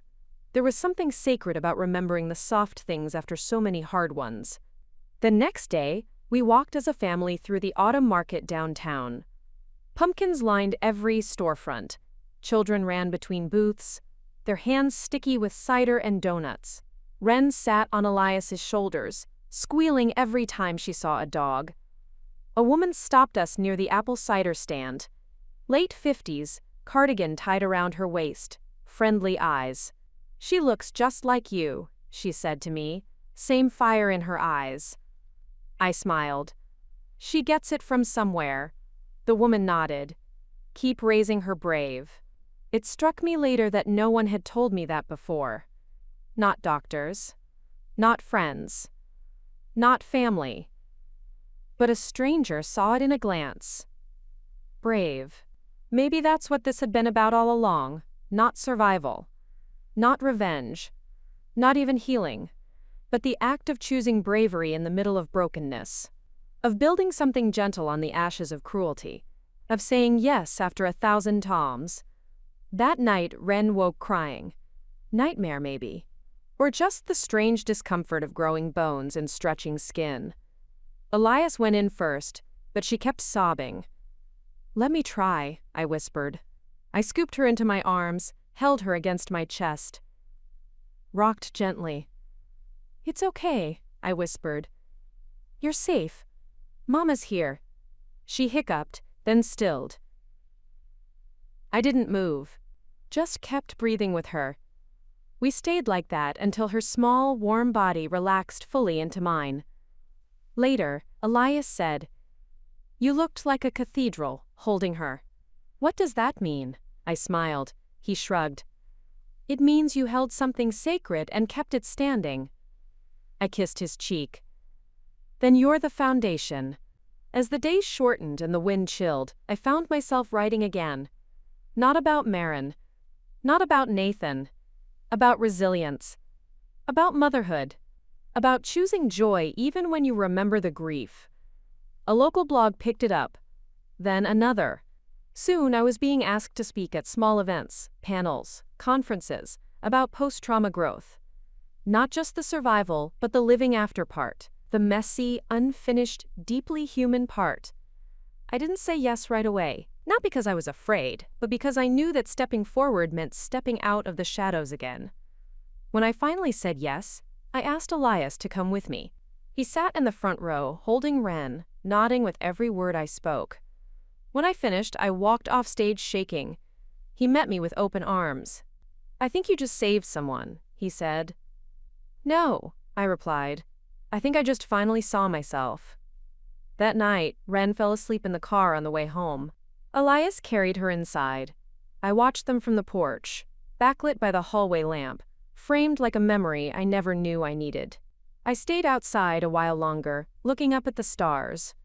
There was a peace I couldn't explain, and maybe I didn't need to, because I wasn't waiting for the next storm. I was building a home that could stand through it. .. The fall Ren turned 3, we held her birthday in the backyard. No themes. No hired entertainers. Just homemade decorations, mismatched balloons, and a crooked cake Elias tried to bake himself. It sagged on one side, and the frosting looked like it had survived a small disaster. But Ren squealed like it was magic. Perfectly imperfect, I whispered, kissing his cheek as he pretended not to beam with pride. That phrase stuck with me. Perfectly imperfect. A phrase I would have rejected years ago. Back when I believed love meant neatness, structure, timelines. Back when I thought control was the same thing as peace. Now peace looked like a paper banner falling halfway down during the party. Like juice stains on our picnic blanket. Like Ren smashing her tiny hands into a cake that never stood a chance. It looked like Elias sitting cross-legged in the grass, letting toddlers paint his cheeks with glitter glue.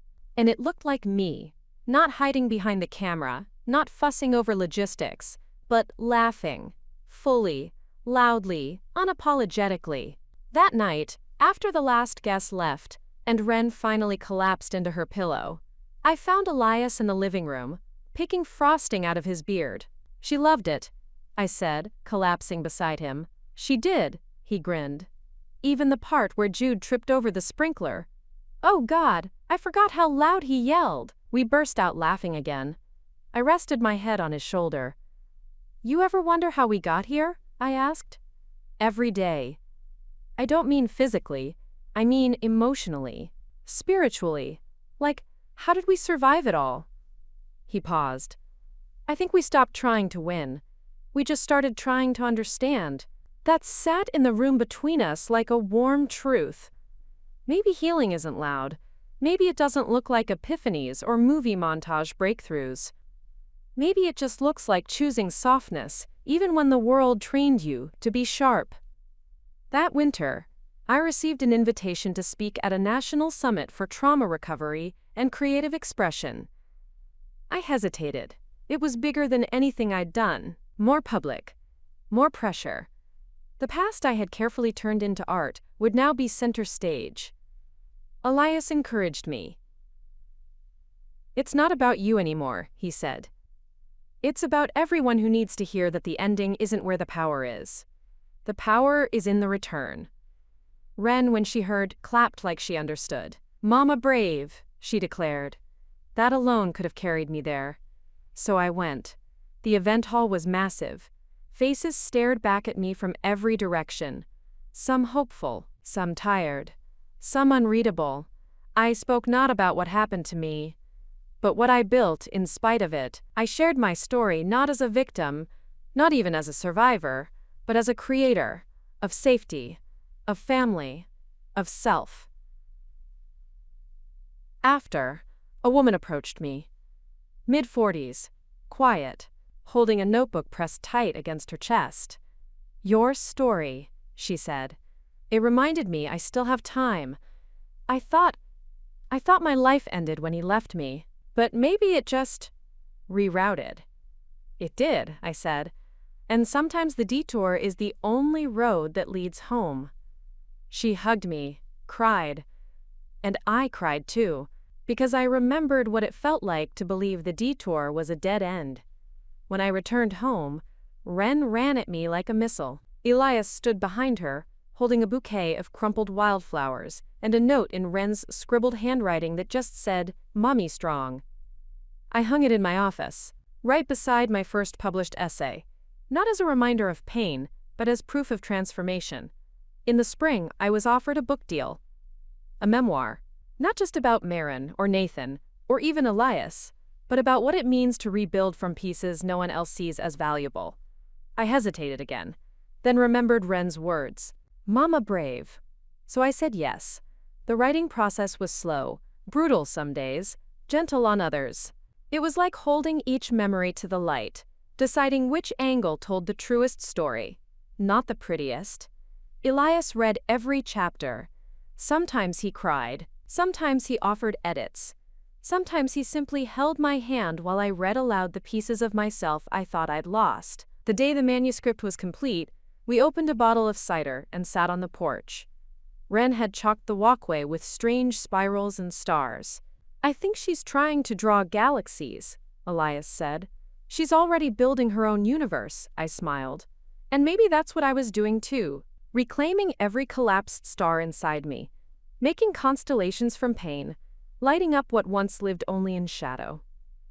I mailed the manuscript the next morning. No hesitation this time. Just trust. And peace. ... The manuscript was gone. Out in the world. Off my desk. No longer mine to mold. And with its departure came a strange stillness. A silence I hadn't anticipated. I expected elation, relief, but mostly I felt empty, like someone had lifted a heavy weight from my chest, and now my body wasn't sure how to stand upright. "I think I just gave away a piece of my soul," I told Elias that evening. He handed me tea, warm between his palms. "You didn't give it away. You offered it. That's power, not loss." Maybe he was right. But I still sat on the edge of the bathtub later that night, wondering who I was without the story I'd been telling myself for years. It had been my compass, my grief, my redemption, my raw material. And now, it was out there, in other people's hands, subject to their eyes, their judgments, their interpretations. I feel untethered, I whispered into the darkness. From the bed, Elias murmured, "Maybe now you get to fly." Wren stirred down the hall, a quiet, drowsy whimper that faded as quickly as it rose. And I closed my eyes. The next morning, I opened a fresh journal, not to write another memoir, not to chase clarity or catharsis, just to write about Wren's new habit of trying to count everything: birds, trees, ants, pieces of cereal, about Elias's half-solved crossword puzzles scattered on the coffee table, about the way the wind had started to carry the smell of lilac from Mrs. Jensen's yard down the street. I was cataloging joy, because it deserved a record too. Weeks passed. The publishers sent back notes, light edits, a few suggestions, no massive changes, no pulled punches. "Your voice is clean," the editor wrote, "wounded but unafraid." I printed that sentence and taped it above my desk. Wren started preschool that spring, a part-time program, at a small, sunlit building a few blocks away. On the first day, she walked in without looking back. I cried anyway. Elias took me for pancakes afterward. We sat by the window of a tiny diner, syrup pooling between us. "She's fearless," I said, watching cars pass. "She's loved," Elias replied. "That's where fearlessness begins." We toasted with orange juice. At night, I began working on a new piece. Not a book, not an essay. Just letters, notes to Wren, for when she's older, for when the world gets loud, for when she forgets who she is. I didn't label them, didn't date them, just wrote. When you are afraid, know that fear is not the end of the story, it's the middle. And middles are made for movement. Just wrote. When someone breaks your heart, remember that it is still yours, still whole, still worthy. When you forget how strong you are, remember you were raised by a woman who learned to walk barefoot through fire and kept walking. The letters lived in a folder inside my desk. Elias didn't ask to read them. I didn't offer. Some things are meant to arrive when they're needed, not before. That summer, the book launched. I held the first copy in my hands like it might disappear. The cover was simple. White. One soft brushstroke of color across the middle. My name printed beneath it. Not Leora the survivor. Not Leora the wife. Just Leora. Whole. We threw a launch party in our backyard. Small. Intimate. Candles in mason jars. Finger food from our favorite local cafe. A stack of books on a table, next to a sign Wren made that just said, "Yay, Mommy." Leona flew in for it. She hugged me too long, cried too easily, and drank exactly 3 glasses of wine before telling Elias again that if he ever messed this up, she'd bury him. "I'd let her," he said, raising his hands in surrender. We laughed. We toasted. I signed copies with shaking hands. Someone asked if it felt like closure. I shook my head. "It feels like beginning," I said. "Closure is too final, and I'm still becoming." That night, after everyone left, I sat alone in the garden. The moon hung low, the candles still flickered. The grass was damp beneath my feet. I let myself remember everything. Nathan's cold departure, Clarissa's hollow smile, Marin's unraveling, my own shaking voice on the night I told Elias I needed space, the photo on the porch, the cat on the step, the knock at the cabin door, the footprints in the snow. And I breathed. Not to forget, but to honor. Because those moments didn't define me. They refined me. They burned away the need for perfection, left only what was essential. I walked back inside, checked on Wren, her tiny limbs tangled in blankets, her breath soft, her face peaceful. Then I crawled into bed beside Elias. He stirred. "Can't sleep?" Was thinking. Dangerous habit. I smiled in the dark. I think I'm ready, I said. For what? For what comes next? He didn't ask what that was. He just pulled me closer, and together we slept. Spring again. Wren was nearly 4, and everything about her had become motion. Darting, spinning, laughing, questioning. She asked why, for everything now. Why are the leaves green? Why do pancakes need eggs? Why can't people see love the way they see color? That one stopped me. I looked at her, stunned. What do you mean? She shrugged. Well, we can see purple. But love is invisible. That's not fair. I kissed her forehead. Maybe that's what makes it so powerful. She thought about that for a moment, nodded, and then asked if dinosaurs liked cupcakes. Life had become a series of beautiful interruptions like that, thoughtful moments threaded with glitter and chaos. Elias called her our resident philosopher in pajamas. That season, the book found its legs. Reviews trickled in, some glowing, some cautious, some deeply personal. Readers wrote letters. One woman from Montana said she left her emotionally abusive marriage after finishing chapter 12. Another from Wales wrote about finding herself again through motherhood. I read every one, some twice, not because I needed validation, but because I'd once been the woman searching for signs that survival was possible. And now, I was that sign for someone else. It's a strange thing, to realize that the story you once buried yourself inside had grown roots in the hearts of strangers.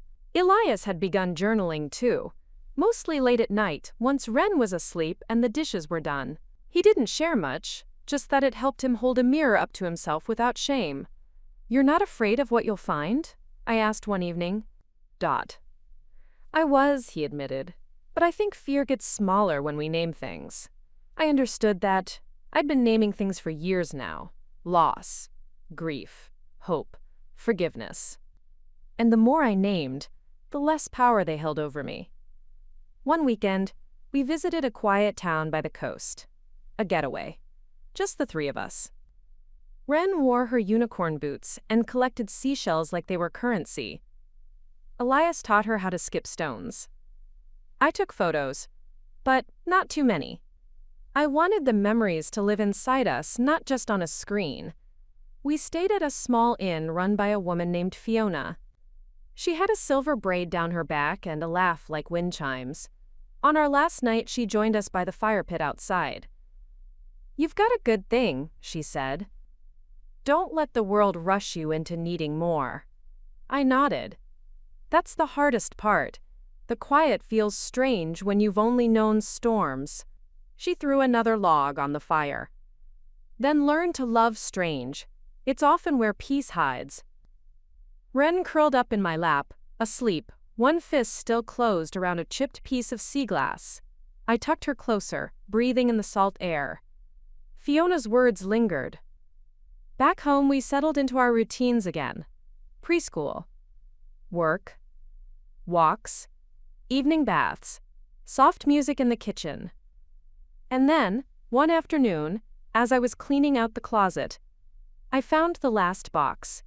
I almost didn't open it. It was sealed with old tape, the corners worn. I knew immediately what it was, the last of the remnants from the life I used to have with Nathan, things I never burned, never dealt with, just packed away and forgot. I sat cross-legged on the floor and pulled it toward me. Inside, a stack of letters, old cards, receipts from our honeymoon, a photo strip from a fair in 2013, the invitation to our wedding, a necklace he gave me the day after our first big fight, the one he called a peace offering. I stared at it for a long time. Then, gently, I took each item and laid it out. Not with grief, not with rage, just acknowledgement. This happened, and I survived. And now I was more. I didn't throw it all away. I kept one thing, the photo strip. Not because it meant something now, but because it once had. And sometimes, honoring the version of yourself who once believed in something is an act of kindness. The rest, I boxed back up and took to the donation center the next day.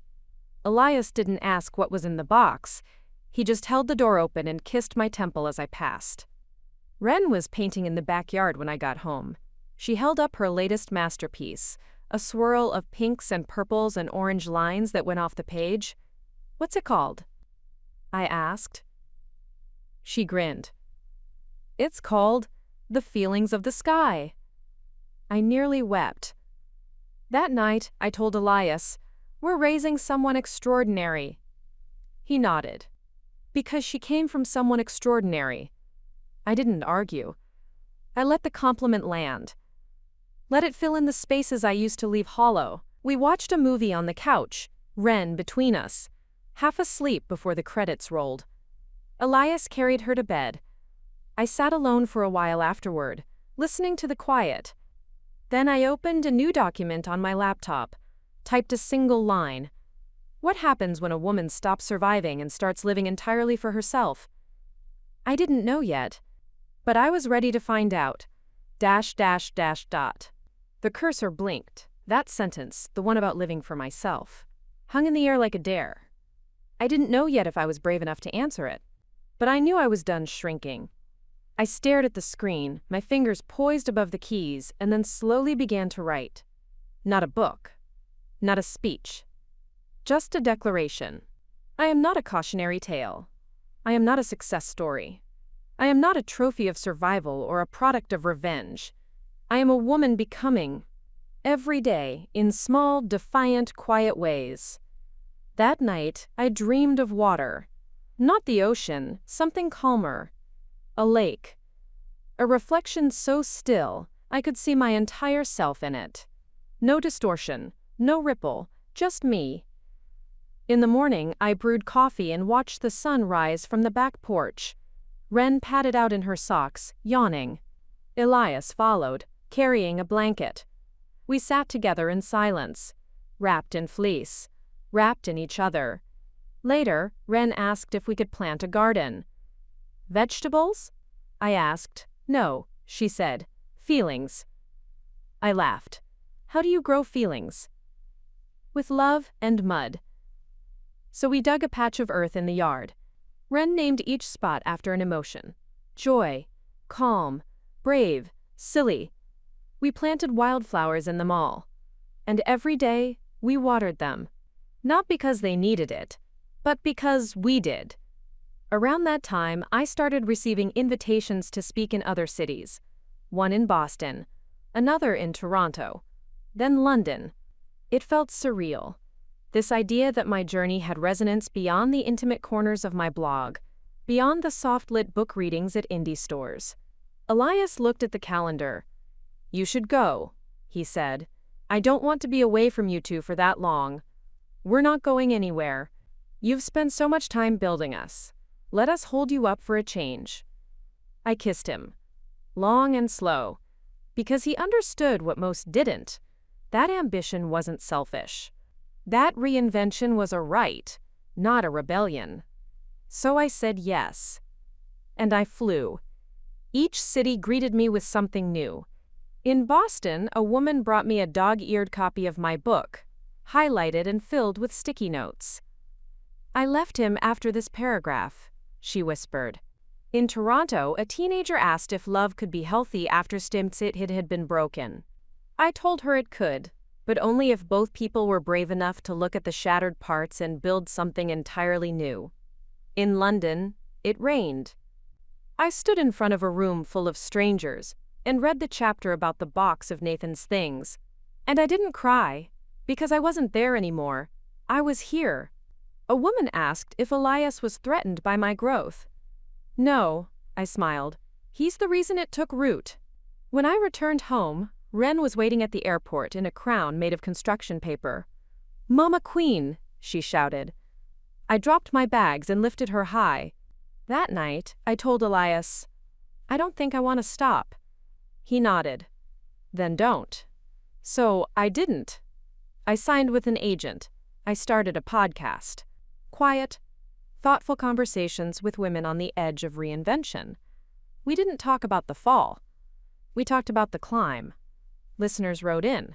I left the job I hated. I told my sister the truth. I forgave my mother. I forgave myself. The ripple grew. And somewhere in the middle of that whirlwind, Wren turned 5. We asked her what she wanted for her birthday. "Dinner in the backyard with fairy lights," she said. "And no adults allowed to be sad." We did as we were told. And when she fell asleep, curled up beneath a blanket of stars, I sat beside her, wondering how I'd been trusted with something so bright. That night, I opened my laptop again. Typed. When I stopped waiting for permission, I started living. I saved it. I didn't need to publish it. I didn't need to post it. I just needed to know it. A week later, an envelope arrived in the mail. No return address. Inside, a note. Just a sentence. "I'm sorry for everything. I hope you found peace. M." No signature. But I knew. I stared at it for a long time. Then folded it once, slid it into the back of my journal, and whispered, "I did. Because I wasn't angry anymore. Because I wasn't holding my breath for closure. Because I had written the ending, and then kept living beyond it." That evening, as Elias grilled vegetables and Wren danced barefoot in the grass, I thought of all the versions of myself that had led me here. The one who begged, the one who broke, the one who burned, and the one who bloomed. I smiled. Because they were all me. And they all mattered. Even the ones I'd once tried to erase. ... Wren started school in the fall. It was a crisp morning. The air smelled of pencil shavings and fresh beginnings. Her backpack was bigger than her torso, and her hair was tied in 2 messy buns that bounced when she walked. She held my hand with a mix of excitement and nerves that mirrored my own. "You okay?" Elias asked as we waited by the classroom door. I nodded, but my chest ached. Not from sadness, just the realization that she was stepping into a world I wouldn't always be able to shield her from. Wren turned to me and whispered, "Will they know I'm kind?" I crouched to her level. "Only if you show them." "But I already know it. That's what matters most." She nodded solemnly, kissed my cheek, and walked in like she owned the universe. When the door shut, Elias wrapped his arm around my shoulders. "We did good," he said. Back home, the silence was jarring. No Wren singing off-key, no crayons rolling across the floor, no tiny footsteps darting through the hall, just the sound of our breaths and the creak of the hardwood beneath us. "What do we do now?" Elias asked. "Live," I said. "Just live." He smiled. "Then let's do it loudly." We did. We started taking salsa classes every Thursday night. We planted new herbs in the kitchen window. We made dinner together without rushing. We learned the shape of our lives without her at the center. Still full, just different. My podcast took off. Suddenly, I was getting requests from networks, offers for a second book, brands asking me to collaborate. It was thrilling, overwhelming, and at times, terrifying. Because the higher you rise, the more fragile things feel. Elias saw it before I did. "You're waiting for something to go wrong," he said one night. I sighed. "Aren't you?" He shook his head. "No, I'm watching everything go right and finally letting myself enjoy it." I wanted that. I truly did. So I started therapy again. Not because I was breaking, but because I was building and I wanted strong foundations. My therapist was a soft-voiced woman with silver earrings and eyes that missed nothing. "You've done the work of survival," she said. "Now you're learning how to trust joy." It wasn't easy. I'd spent years bracing for the crash. To stand still in joy felt like tempting fate. But every time I leaned into it, I found more breath, more color, more depth. One night, after an especially raw podcast recording, I came home to find Wren sitting on the floor with Elias, sorting through a box of old photos. "This one," she said, holding up a grainy image. "Mama looks sad here." I looked. It was from the year Nathan left. My smile was brittle, my eyes tired, my body present, but my soul absent. I was sad, I admitted. But I got better. She turned to Elias. Did you help? He looked at me. We helped each other. I held that moment close, because it was the first time I'd said it without shame. We started volunteering as a family at a local shelter. Ren called it helping people find their soft places. She handed out cookies like they were currency. One woman hugged her and whispered, "You remind me of someone I loved once." That night, Ren asked what it meant to remind someone of love. "It means," I said, "that your light helps them remember theirs." She seemed satisfied with that. I wasn't writing as much these days. Not publicly, anyway. But I still scribbled lines in notebooks.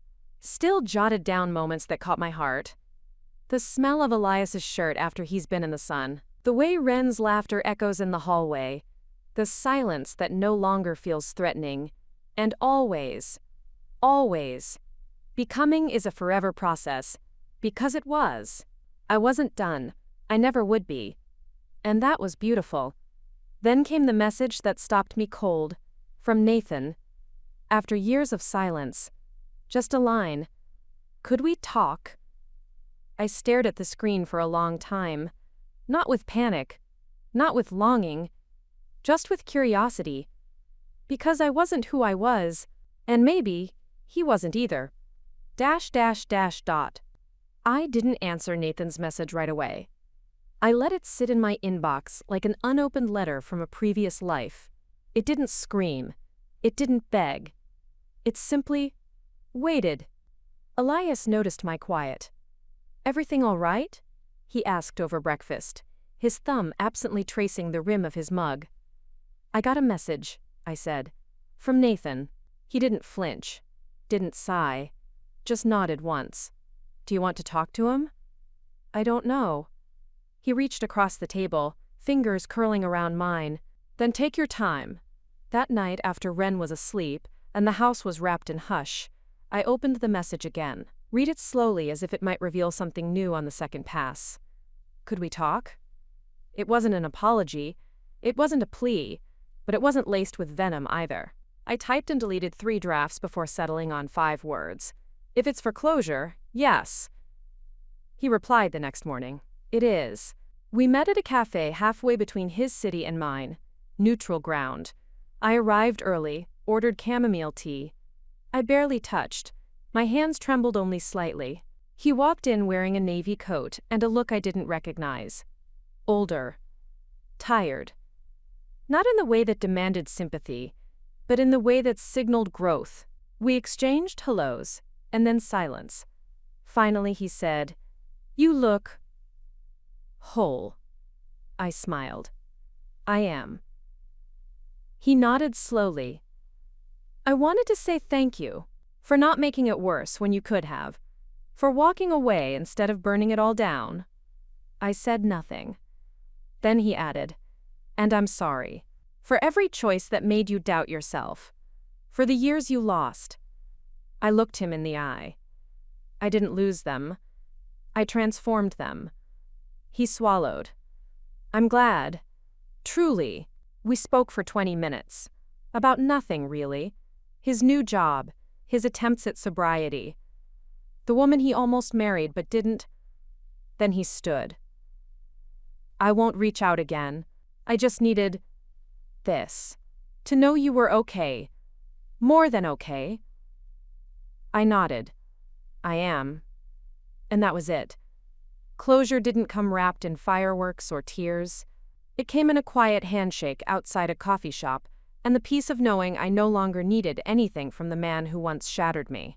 When I got home, Elias didn't ask for details. He just opened the door and said, "Welcome back." And I was back in myself, back in my skin, back in my life. That weekend, I finished the letter I'd started to Ren the year before. If you ever doubt your worth, remember this. You come from a woman who rebuilt her world with bare hands and broken hope. And you are made of that same fire. I sealed it, tucked it into the envelope marked, "Open when the world feels heavy." Elias and I celebrated our anniversary a few weeks later. 6 years. We danced in the kitchen again, barefoot and offbeat. "I still can't lead," I laughed as he stepped on my toe. "You don't have to," he grinned. You just have to follow your own rhythm. That's what I've always loved most. Ren snapped a photo of us mid-spin. It was blurry. My hair was a mess. Elias's shirt was untucked. It was perfect. I printed it and framed it, because it wasn't a posed victory. It was life, caught in motion. Honest, messy, joyful. A few months later, I was asked to write the foreword for an anthology of women's stories. I ended it with this: "We are not defined by who breaks us, but by how we rise. And every rise is a revolution of spirit." The book hit shelves the same week Ren graduated kindergarten. She wore a yellow paper crown and carried a certificate with glitter glue smeared across the edges. When they called her name, she shouted, "That's me!" And it was her. And it was me. All of it. All of us. Rising. Together. Dash, dash, dash. Dot dot. 2 more great stories are next. Don't miss them. Subscribe and turn on notifications.